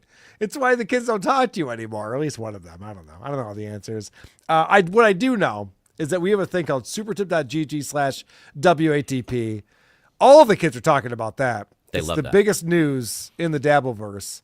And I appreciate Joe for hanging out over there. Are you an abortion guy? No, but I heard some podcaster whose name starts with a K is. What was his name again? Carlos? It's Carl, you stupid idiot. Quit being a wise ass and just say it. Thank you very much, Joe. Anonymous coming in. I drank lots of Heineken. It wasn't for me. I drank lots of Coors. It wasn't for me. I drank lots of Jenny Lights. They were just right. P.S. Everyone loves a battle of the bands. Good point, John. Thank you for that. Anonymous with $20 coming in. Adam and Carl, the great Dabble duo. Thank you, Anonymous. Thank you. I wouldn't want to show my face after saying that either. I get it. We appreciate you. I wanted to fight Carl. It wasn't for me. I wanted to fight Chad. It wasn't for me. Now I am lining up a Lucy Tight Box main event. Well, good luck with that. Everyone's trying to line up a Lucy Tight Box main event. It's not for everyone. She's busy representing Skinny Chad in the Dabble Court. That's true. Raper Butt, $5. How much does it cost to slap the National Lampoon name on a movie? I donate to National Lampoon Presents The Dabbleverse. Oh, yeah. It wouldn't be expensive. Raper Butt, it wouldn't be expensive. Let's make it happen. And that is what happened. You can purchase that. Yes. Mark Turnquist, $10. Will you be doing any special coverage of Steel Toe's sentencing, an emergency pre or post sentencing show? Maybe I would. Yes. Watch this channel. Watch for this little piggy. That's getting very interesting. The Aaron Imholt story. Yeah. I don't know what's going to happen with that. I'm sure nothing. It'll be like everything else. Nothing will happen. But that letter his mom had to write to the judge. That's a weird relationship. He's becoming a mature young man. Yeah. He's made some disappointing decisions, but don't we all when we're younger? He's 37 years old. He's a father. He's a father of 3. OG Bumble Nick, $5. Great show, guys. Thank if you need recommendations as far as the best places in Boston to go for the after party, just let me know. Good luck on Saturday. Yes. Is Nick going to be there? I hope so. I hope so too. And yes, let us know. Where should we go? We'll definitely have an after party. Edward Epsler says John gets his money from the SAG ASE fund. Or OSA. It is OSA. Yeah, but the joke, the SAG ASA fund, sounds like AFTRA. It makes more sense. I don't know what I'm doing here. Killing it. It's an emergency show. This was an emergency. We don't know what we're doing. All right, let's get back to this interview. And John does this thing. He always does this with hosts, especially people he respects and looks up to, where he tries to get them on his side. Where he goes, you couldn't blame me, right? Wouldn't you be doing the same thing? And this is him doing that with Mike. So let me ask a question, Mike. So if in fact you did have a transgender child and some nobody like a hack comic came to your door and put some anti-trans stuff to your door, wouldn't you want to do what I was? What I would do if I was? No, So, Mike, let me ask you a question. I'm justified in my crazy actions, right? Let me ask you a question, John. What if a established doctor of note came to your door and was well respected, and he taped an anti-trans letter to your door? Would you then, like, why do you have to set it up like it's this horrible person? What if it's, what's the difference, John? Yep. No. And this came back around for no reason, too. He's like, now, I brought up Chad Zumock earlier. Mike's the one who brought up Chad Zumock. Don't you think I'm right in hating this guy? It's just like, I don't know, man. I'm not fighting your fights. You do what you want to do. And Mike already said it. The Carl and those guys, they made fun of me. I brushed it off, moved on. How about you, John? Yep. Well, this is funny because Mike starts taking little shots at John, and he's promoting a Tuesday night gig at Off the Hook in Naples. We're talking Stuttering John, John Melendez, who is going to be doing comedy tonight at Captain Brian's Off the Hook Comedy Club. What do you just have a one-nighter there? Yeah, just a one-nighter. It's the first time. I mean, I just moved here in July, and I love that. So what are you doing, just a one-nighter thing at a comedy club on a Tuesday? Yeah, just a one-nighter. I just moved here in July. Neither here nor there. You're Stuttering John Melendez from the Howard Stern Show. Why are you playing just a Tuesday night at Off the Hook in Naples? Well, I just moved here in July. Oh, that makes sense. Yeah, July. This is the second appearance where they made the same comment to him because they're used to doing these, and that's surprising to see. They promote these comics in the local area, and they know, okay, well, good luck. And usually, when they have a comic on their show, and we're talking about the TV appearance he did, and then Mike Calta, it's like, all right, catch John. He's got 2 shows Friday, 2 shows Saturday, maybe a show on Sunday, or maybe a show on Thursday. Like, they're used to telling their audience, like, you can catch him all weekend. Instead, it's just like, so it's just the one show tonight? Well, I just moved here. And as we found out from the other show, John's been bugging the owner of this place to get him on ever since he moved there. And the guy finally broke down and said, I'll give you a Tuesday. Let's see what you can do. I still haven't heard reports. I haven't checked Apples Anonymous. I still haven't heard reports back on how that show went. You know, John told us that information by choice. He did. He didn't have to say he wore down the booker and was given this Tuesday. He could have just said, I'm so happy to be there. What a great club. Correct. I couldn't do this weekend, so I did a Tuesday instead because I'm busy this weekend. Or but whatever. This is going to suck. If he can't go to his local club regularly, this is going to be difficult for him. Honestly, Gilbert Gottfried used to come to Rochester and just do a Tuesday night at the comedy club. And Tuesday night, as everyone knows, is band practice night for me. And I'd have to cancel band practice. I'm going to see Gilbert Gottfried. Because Gilbert is a guy who's touring and he's playing every weekend. And so to get him, so if he's like between Buffalo and Philadelphia and we can get him in Rochester on a Tuesday, great. Let's get him. He'll sell out the room and we'll all be there. Makes perfect sense. John lives down the street from this place and is playing a Tuesday night. Very different scenario. And had to convince the guy. It wasn't easy. And to wear him down to do that. All right, so this is where John wants a friend. John needs friends in Florida. He doesn't have many of them. And so Mike Calta is just up the road in Tampa. And John's like, oh, maybe we could be friends. I want to come out on the boat. Where do we go? We go fishing? What do? You just hang out? Yeah. Yeah, anytime, Mike. I would love to. Do you ever come to the Cape? I do. So next time, I don't know how far you are from Captain Brian's, but every once in a while, I'll get a buddy or somebody who's doing stand up down there, and I'll come down there and hang out for the weekend. So for sure, next time I come down there, I would love to hang out. And you can stay at my house. I mean, I got a great house, and thankfully, my house is built in 2023, so it's hurricane proof because we're like, I was on the, Okay. John's such a stuttering mess. He's such a stammering idiot on this show. Mike, if you're listening to me, Mike Calta, I think I have his phone number. I'll text him. You have to go to John's house. I need to hear Mike give us the play-by-play of stepping into John's house and witnessing the horrors firsthand. It would be amazing. And the fact that Mike goes, I'll come out on the boat with you. What do? Do we go fishing? What do we do? The answer is you drink. Right. You're on the Gulf of Mexico and then you drink is the answer to that. But the fact that John goes, you can stay at my house, and he wanted to explain that he has a brand new house. So he goes, it's a 2023 build, which means it's hurricane proof. Now, Adam, I live in this neighborhood. I know a thing or two about it. Many of the homes are hurricane proof. Hurricanes are not a new thing to the area. It's not just like in 2023, they're like, should we start building these homes so that they can withstand a hurricane? Yeah, it happens every year, it seems. Yeah, it does. Maybe we should start doing that now.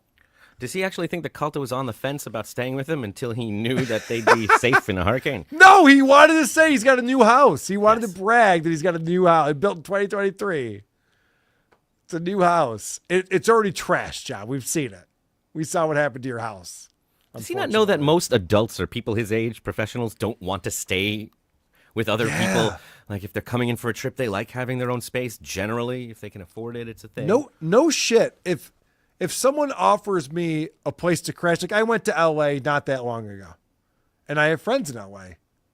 Christian Blatt, obviously Dick Masterson, a couple other guys that I know and had meetings with. What was staying with the Blatts like? What was that like? Yeah, I got an Airbnb. Yeah. Jen and I stayed in our own space, and we got a rental car, and we actually didn't get a rental car because that's a ridiculous thing to do in LA. We took Ubers, and we went to visit people and had meetings and stuff. Mm-hmm. I never thought for a second that I'd be staying at someone's house. It'd actually be weird. Yeah. I'd rather spend the money. If you're on tour, you're a comic, you're saving money, I get it. But yeah. Especially in Naples, like I'm sure it's not the biggest inconvenience to get a cheap hotel somewhere rather than stay with John's cats next to the shitter room. Oof. There's not a lot to do in Cape Coral either. There's not a ton of reasons. Unless John was like, I got a pool. There's a canal in the backyard. That's like, all right, that sounds cool. That's my house. Oh, right. That's what I'm explaining. All right, so this is what bummed me out right here, is that John is inviting Mike down to Cape Coral and explaining what they would do together if he were to come down and visit him. Yeah, I would love for you to come out and I'll take you to Lobster Lady. Wow. Hey, you. That bumps me out. I love Lobster Lady. But Jen and I always go there every time we go down to the house. And I was like, oh, fuck, John likes Lobster Lady? Am I going to run into John at Lobster Lady? Is that what's going to happen? Probably, yeah. Son of a bitch. Listen to how, I'm going to play that again. Listen to how Mike Calta, listen to how Mike blows this off. Because that's such a weird thing. You're talking to a very affluent guy who can go out to eat any night he wants to. He's not looking for a handout. And for John to be like, oh, you got to come down. I'll take you to Lobster Lady, which is in a strip mall. It's fine. It's it's like I said, I go there. It's fine. It's not the state of the art. Whatever. They actually have a claw game. You know those claw games where you can go in and you can try to grab a stuffy or a prize? They have one of those with live lobsters. Oh, that's funny because it's cruel. Yeah. Yeah, because you can go in and just grab a live lobster, and then if you're able to grab it, they'll cook it for you and bring it out to your table. I like to name it and develop a relationship with it before I eat it. That way I can really enjoy it. I like a contest where I murder animals. I'm not against it. My point is that it's not like an upscale. Right? They have very good food there. It's very nice.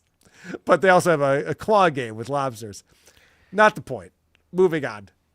This is Mike Calta's reaction to John inviting him to Lobster Lady. Yeah, I would love for you to come out and I'll take you to Lobster Lady. Wow. Hey, you talk to Jay Leno often or no? Not probably the last time I saw him when I was in LA. He was at Flappers and he crushed it. And he was with his wife. And then we were backstage. And then suddenly, a week later, we heard that she's in a conservatorship now. Yeah, not and I had no idea. But do you talk to Jay Leno at all? No. The answer is no. I don't. I don't have a relationship with Jay Leno. Jay Leno was just in Naples. Yeah. February for a charity event at Hertz Arena. Mm-hmm. John could have reached out to him. Jay could have reached out to John. Could have been there. Could have been a part of it. He wasn't. No. So the answer is no. But at least he gave out some medical information about the family. Wow. That is pretty well known. It is pretty well known. Why would you, like, I even know. say that? You could. The funny thing is, I just saw his wife and she seemed fine, but turns out she has dementia. That's really funny, John. Are these the kind of jokes we can expect at your show? Good stuff. Well, then they start talking about Jay, and we find out that Jay Leno is a mensch, as we all know. And we find out why that is. It's because Jay paid John money, which makes him a great guy. You know, and they were like, well, Jay, would you step down? Jay said, yeah, okay, I'll leave. But on the one condition, you pay the staff, the 150 people that worked for him, you pay them their full salaries up until September. So, I mean, yeah, and then I got like a 6-figure check. I mean, all in a lump sum, and Jay did that for us. Wow, that's and, great.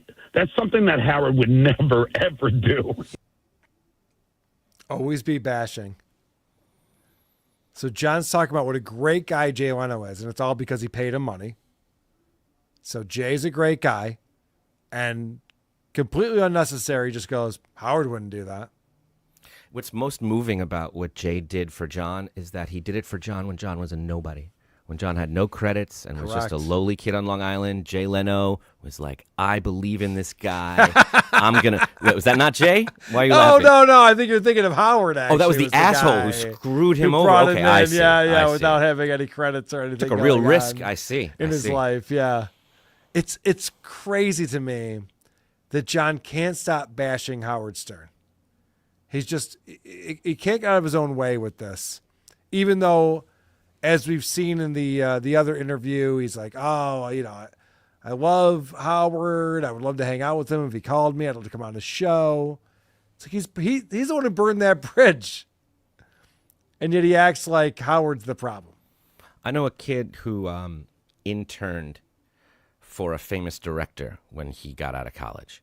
And then the director was very mean to him, didn't really teach him much, was kind of a dick. Had him run errands, and that was it. And now this kid went on to become a very famous director.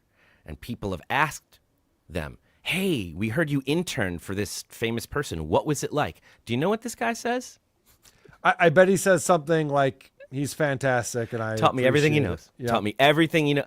And now they're like working on a project together because this guy knows business. Why are you shitting on everybody, John? It's not good for Calta. It's not good for you. You can make jokes. You just don't have to shit on everyone and give up their medical info.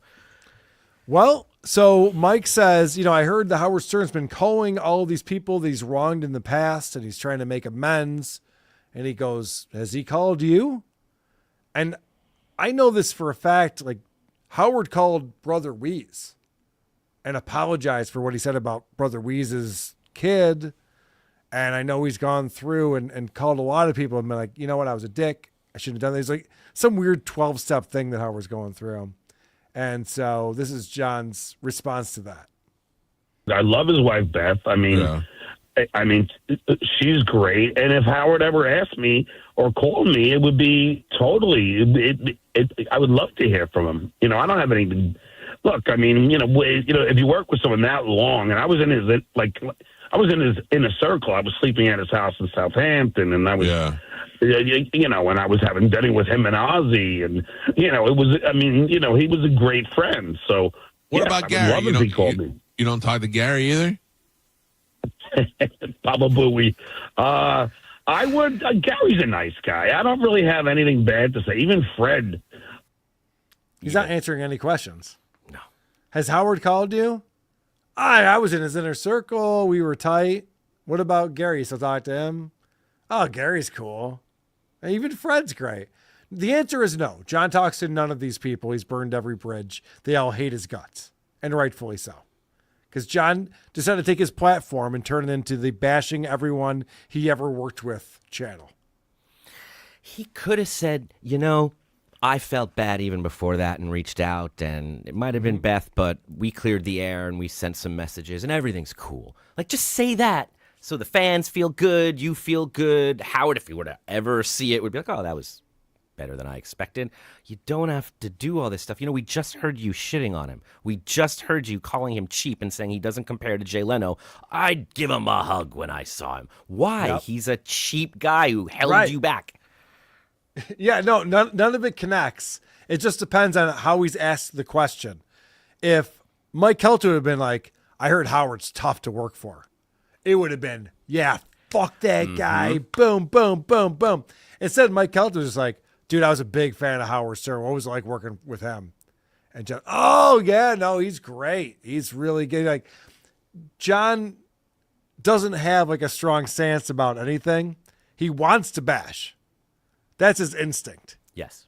He's hoping to bring other people in like, yeah, Howard's a prick. Leno's great. Leno gave me a bunch of money. Howard didn't. So he's great. Howard sucks. And he doesn't seem grateful for anything in his life.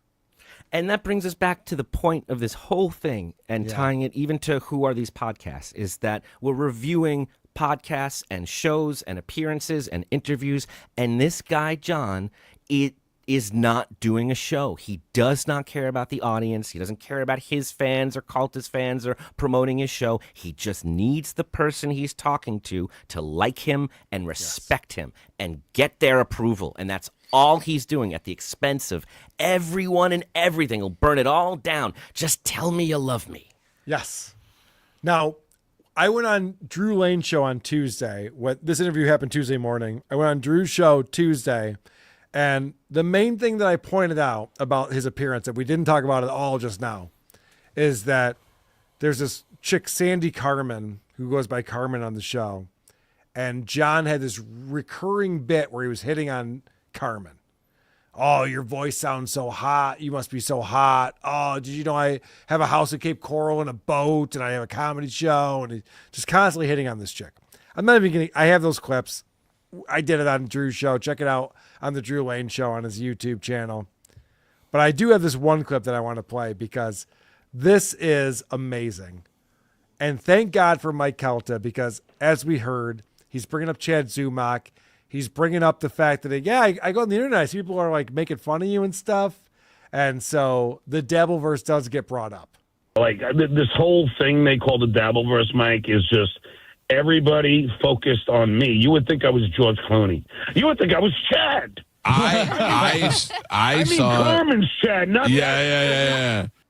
I love the fact that when John first started tackling this Dabbleverse, this idea of the WATP and the Uncle Rico show, and whether it's Baloney Factory or Cardiff Electric or any of these other shows, we're starting to talk about it. He was just like, these are nobodies. No one knows who they are. I'm bigger than all of them. Now he's going on shows, and that was early in the interview, bringing up the Dabbleverse. This is what his life has become. It is the Dabbleverse. He really believed he could keep them separate. Yeah, he did. It's not possible. Opie tried it for years. Opie was successful at doing it for years, and now Opie's all in on talking about the Dabbleverse and mentioning us and everyone who makes fun of them. It gets to a point in these guys' careers where they realize there is more noise than there is fanfare. And it's got to be a weird transition for them where you go from, all right, there's some detractors, whatever.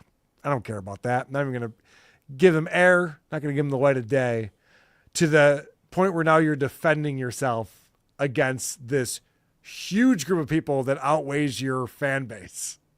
He used to get by because if it would come up, he could say whatever he wanted. Nobody had seen these clips. But now he's talking to someone who chances are, when you say they started it, they drew first blood, they might be able to tell. Well, then why are you threatening to burn down his house right here? Yes. Why are you threatening to beat up his or lose his job? Like all that stuff, we can see it. Yeah, John literally he put out this video back in like February. So I was just like, if I ever see Carl in Cape Coral, it's just like, I don't make videos like that. I'm not looking to fight John. I literally went to Stevie Tomatoes to talk to him, and he ran away. Mm-hmm. So it's a very different dynamic that I have. By the way, there are over 1,100 people watching us on this emergency episode, impromptu, Who Are These Podcasts, with my buddy Adam Busch. Adam, thanks for being here. I'm going to play for you in just a moment Mike Calta's segment from the next day addressing the Stuttering John interview. Fantastic. Which is great. But first, I want to thank people who are supporting the show, like Midnight Mike Show, Bill Suck, WTP and the Dabbleverse are terrific. I was going to say terrified. Are terrific. John continues to amaze me. No self-awareness for decades. Midnight Mike Show, thank you. The Bills are actually pretty good. They've been pretty good for a while. I believe they won the division 5 years in a row. But good luck to the Jets or whoever you're rooting for. Rumpled Trench Coat, a Como podcast, $5. So, Mike, if someone put anti-trans stuff on your door, wouldn't you say you want to fight them, but then turn them down every offer to actually do it? That's a good point. He's like, wouldn't you want to fight that guy? And he's like, yeah, I'm trying to coordinate that right now.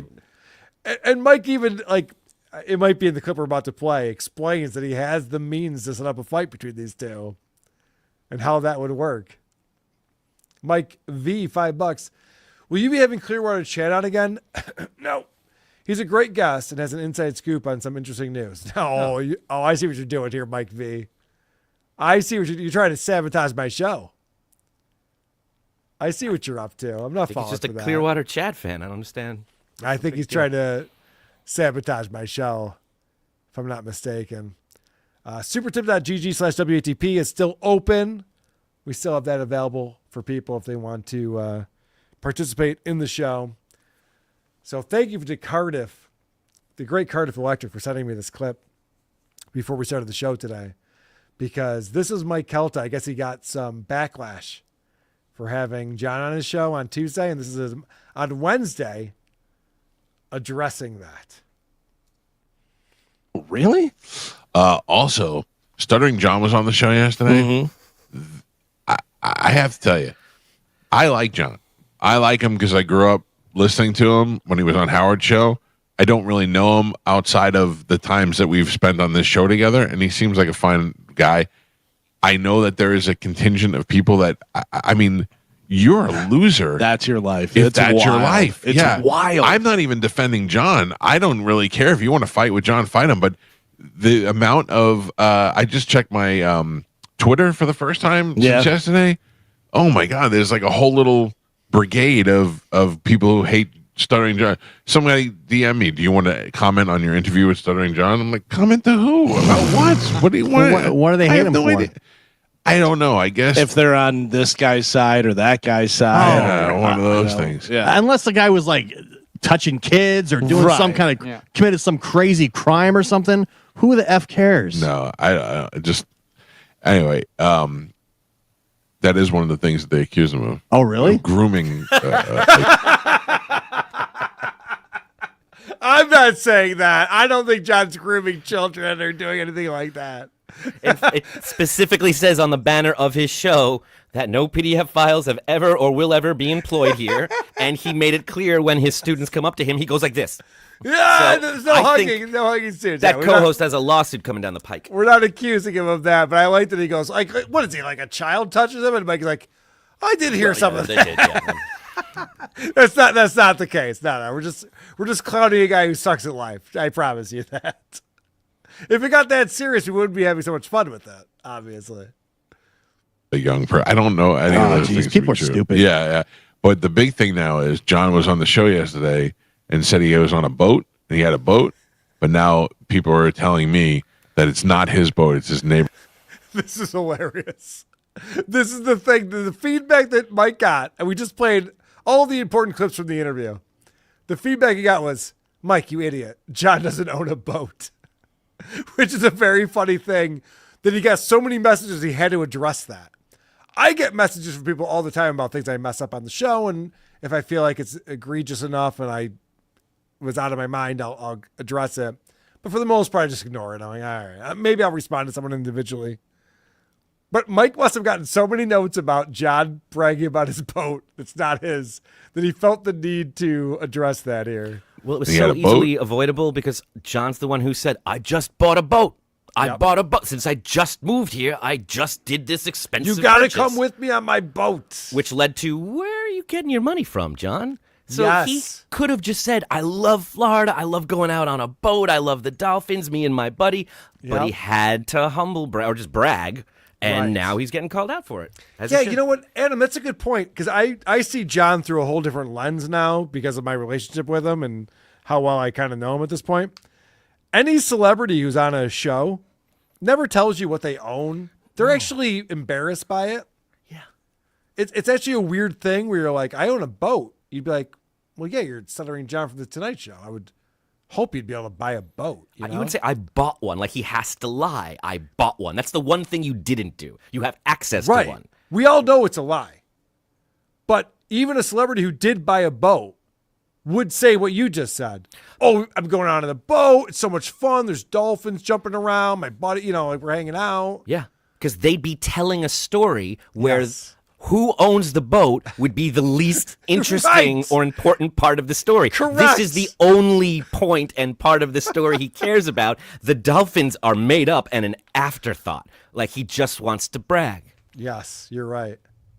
But the big thing now is John was on the show yesterday and said he was on a boat and he had a boat, but now people are telling me that it's not his boat, it's his neighbor's. I don't give a rat's ass whose boat it is. Carmen, can you take that interview down? Yeah. Yeah. That's I not don't his care. boat. Are you serious? It's not his boat? Some guy actually said you should do some research. What do I care whose boat he has? Oh my gosh. I mean, morons. I feel like that changes everything. I did not know it was not his boat. No one's ever been on a show and lied about something before, or did he? Who knows? I mean, that's insane. Had you known about the boat, I imagine you would have canceled the interview. The only thing I did bring up was Chad Zumach.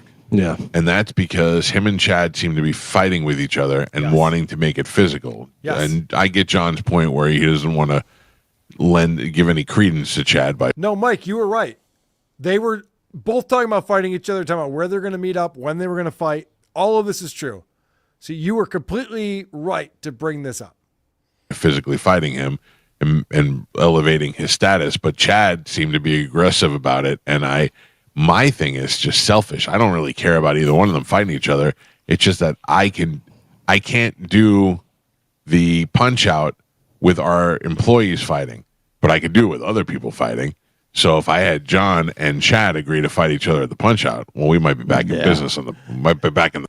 Yeah, so this is the whole thing. When Mike brought that up, it's like, I saw a video of you challenging him to a fight. Mike's got an event coming up. He's just like, I can have these two fight each other. This would be great. Like you mentioned before, Aaron, you didn't even see this yet. But you're like, this is going to be the crazy cabbie thing all over again. It's a radio event. You have promotion. There's going to be a built-in audience for it. Like, this is it. This is what you want. It was the best moment in John's life. I promise you, he spent days of his life rewatching that. He knows every word. He brings it up all the time. I believe it's part of the thing that broke him. It was such a Detroit Rock City impossible fantasy that nothing else could compare because he thought it was real. And this guy is willing to give you your comeback, your 2.0 against your actual enemies, and you won't even entertain it. John and Chad agree to fight each other at the punch out. Well, we might be back in business might be back in the fight business. Can we see if they want to do it on John's neighbor's boat? I don't know. I don't know if the people will go for that. John Melendez's neighbor's boat. John Melendez's neighbor's boat. John Melendez's neighbor's boat. It's hard. It's hard, It's but not easy. we can get there. What were you saying during the break that they? Okay, so it changes the subject, but I just love how much shit he got from people for not calling John out on who owns the boats and the fact that he wouldn't fight Chad, even though he was screaming about fighting Chad and how tough he is. I suspect he heard a lot of things about what John has been up to, and the boat was the only one he could comfortably say on the radio. That's a very good point. The fact that he even had to address all the nonsense he got after that, he's probably just like, oh, here's the stuff that I can say. Ask him about the student teaching, ask him about court. I think it's worth noting that for some reason, after all of this, Mike Calta blocked Cardiff. What? On X or Twitter, he blocked him. Cardiff went to go, I think Cardiff posted about it. And then he went to go post something, and he realized he was blocked. And he's like, I don't think it happened before this. So something happened. Maybe John said something, or I don't know, but he's blocked. I thought that was very interesting. That's odd. Mm-hmm. Cardiff is a troll. So part of me gets it. Like, I've never blocked Cardiff, but he was trolling me for a long time. And I didn't really understand what he was up to. But that's weird. I assume that Mike Calta's got a team or something, right? Not necessarily. I don't know what his relationship with social media is. Yeah, me neither. However, I do think if that co-host of his was lying for about a year and bragging about owning something, and then it was revealed at the radio Christmas party that he didn't own it at all, it might come up on the show and be a thing. Right. It wouldn't be just like, whatever. It's someone's boat. Yeah, you're right. That's a good point. I know little thing about morning radio. And yeah, they would hold them more accountable for these things. I think they might be looking for a little in-house drama and run with it. Red 473 $5 says, John just doesn't get that celebrity culture isn't as interesting anymore, especially Hollywood. That is true. Yeah. We're not that impressed. COVID really drove it home. All those videos that people made, we were just like, yeah, we don't care, man. We're not that impressed with you anymore. Nick Ricada's here. Ricada Law. I love you, boy. We love you too, Nick Ricada. Thanks for being here, buddy. Can't quit you. $20 from Nick. And look who else is here. Another celebrity is here. Dr. Steve is in the house on supertip.gg/WATP. Two delightful gentlemen bringing us the important stories of the day. To hell with World War III, I gots to have my Stuttering John news. That is correct, Dr. Steve. Thank you, buddy. We're all going down together. How fun was it hanging out with Dr. Steve in Vegas? It was incredible. It was incredible. I couldn't believe he was even nicer than you're led to believe. It's almost annoying how nice he is. How great he is to hang out with. I know. It's just like, Steve, stop it. Be a dick. Call me out. My teeth are crooked. My legs are skinny. Something. Fans find strangers on the casino floor with medical problems and then bring them to Steve, and Steve stops what he's doing and diagnoses them. It's so and true. offers them help. It's crazy. It's exactly what happens. And I've called Steve out for being too friendly and nice to people. And I've told him, I go, dude, you probably have more comedians and celebrities texting you with their ailments and problems than you have friends and family members. And he sent me a screen grab, and it was 50-50. Oh, my God. And I was like, I knew it. I was wrong, but I was close. It's like, God damn it. And the celebrities and the comedians are like A-list. And poor Steve is just like all day, every day, helping these people out because he's just the sweetest man in the world. It was funny to go from the nobody cares about celebrities segued right into those A-list celebrities that are reaching out to Dr. Steve. Yeah. A little hypocrisy. Well, what I'm saying is they're taking advantage of this guy.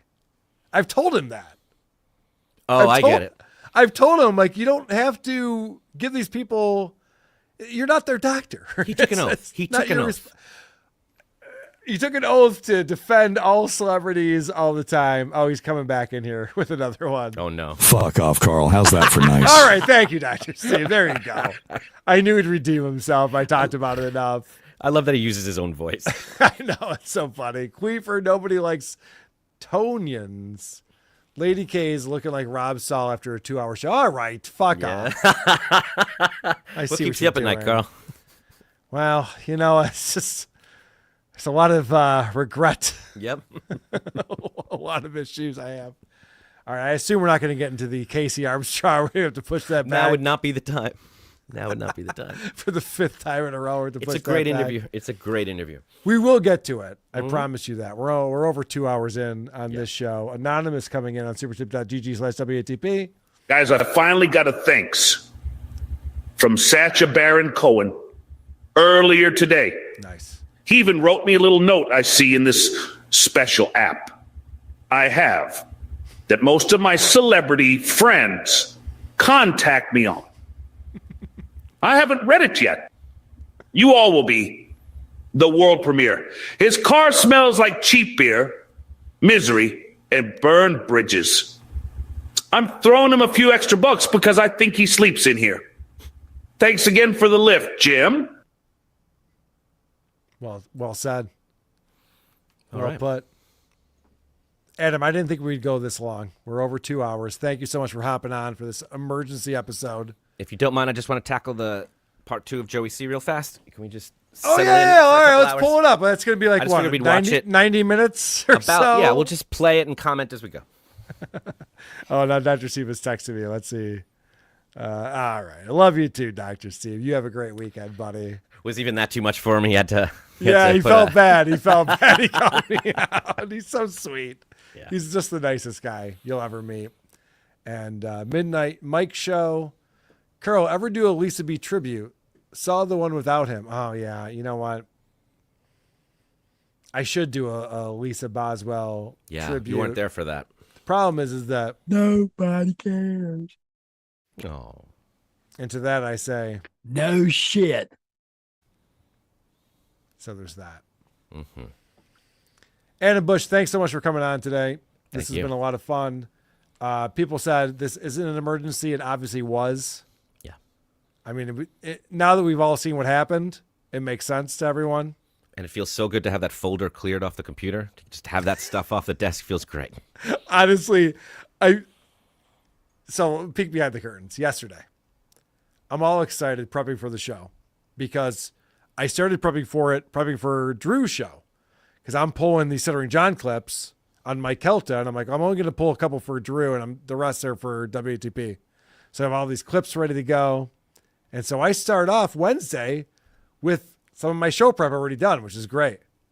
And then I spend the next 5 hours doing show prep because I'm an idiot and I can't help myself.